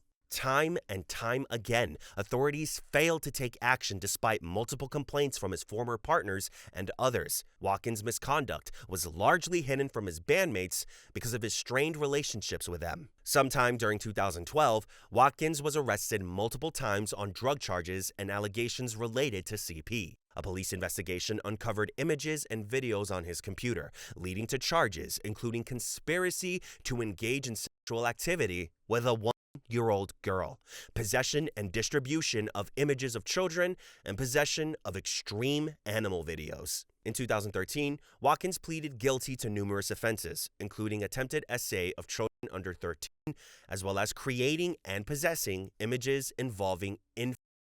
His victims were very young, with evidence revealing his disturbing obsession documented in encrypted files on his laptop. Watkins was sentenced to 29 years in prison. This was followed by 6 years on license.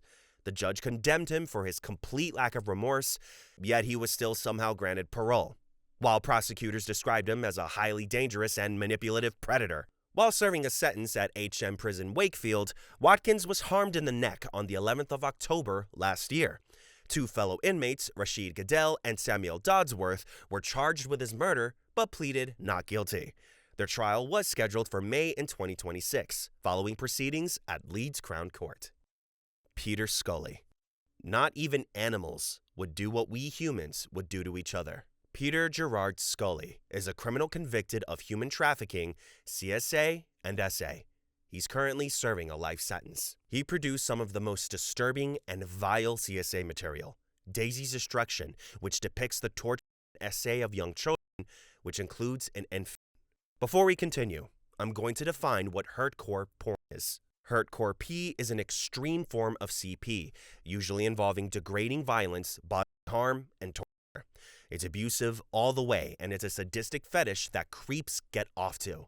There are some forums on the dark web which are dedicated to it specifically. Those groups share images and videos. They're beyond perverse and truly the worst of a kind. Peter Scully ran a dark web CSA site called No Limits Fun. You could pay to view CSA and torture.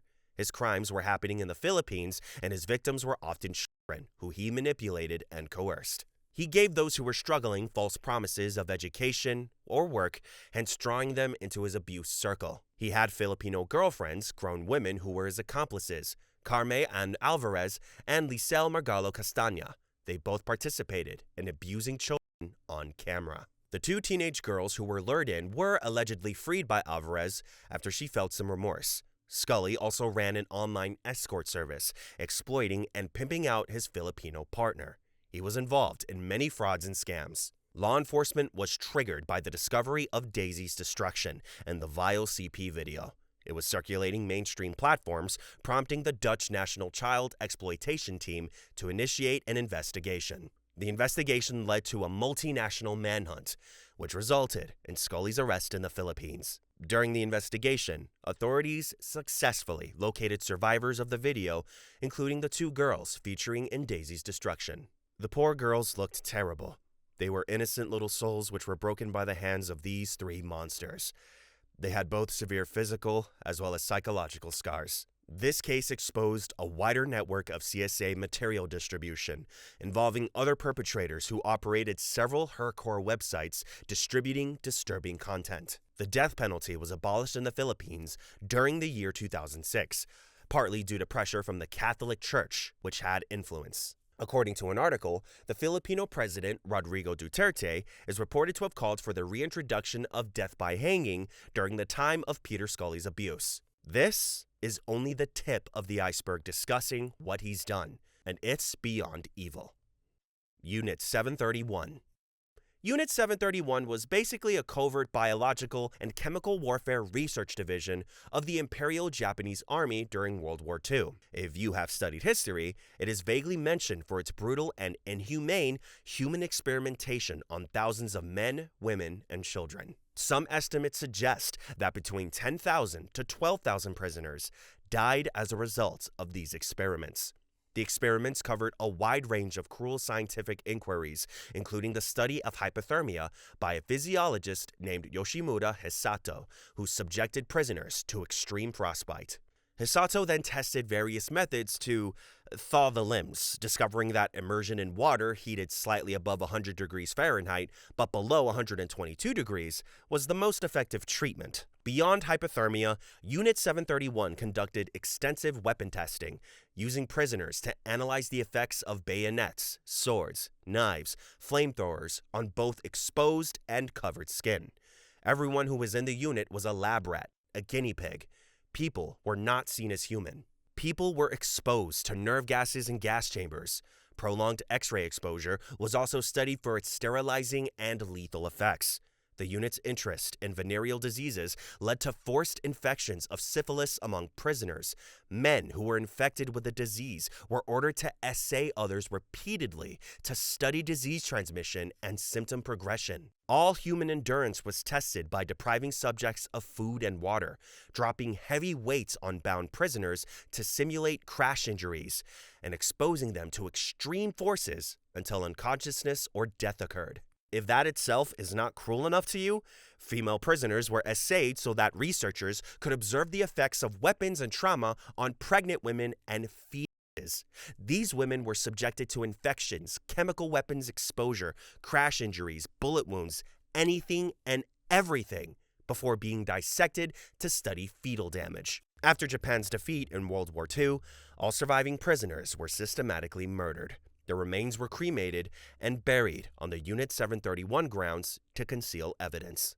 Following Japan's surrender, many Unit 731 members were detained at war criminal management centers. Some of these individuals later publicly testified about their involvement in the unit's activities, revealing the horrific extent of human rights abuses committed under the guise of scientific research.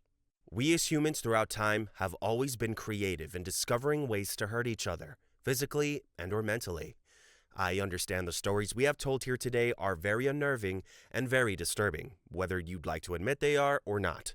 Whatever the case, all we can hope for is this: that any survivors live a peaceful life, that any non-survivors may rest in peace, and that any criminal, dead or alive, may succumb to the worst karma has to offer.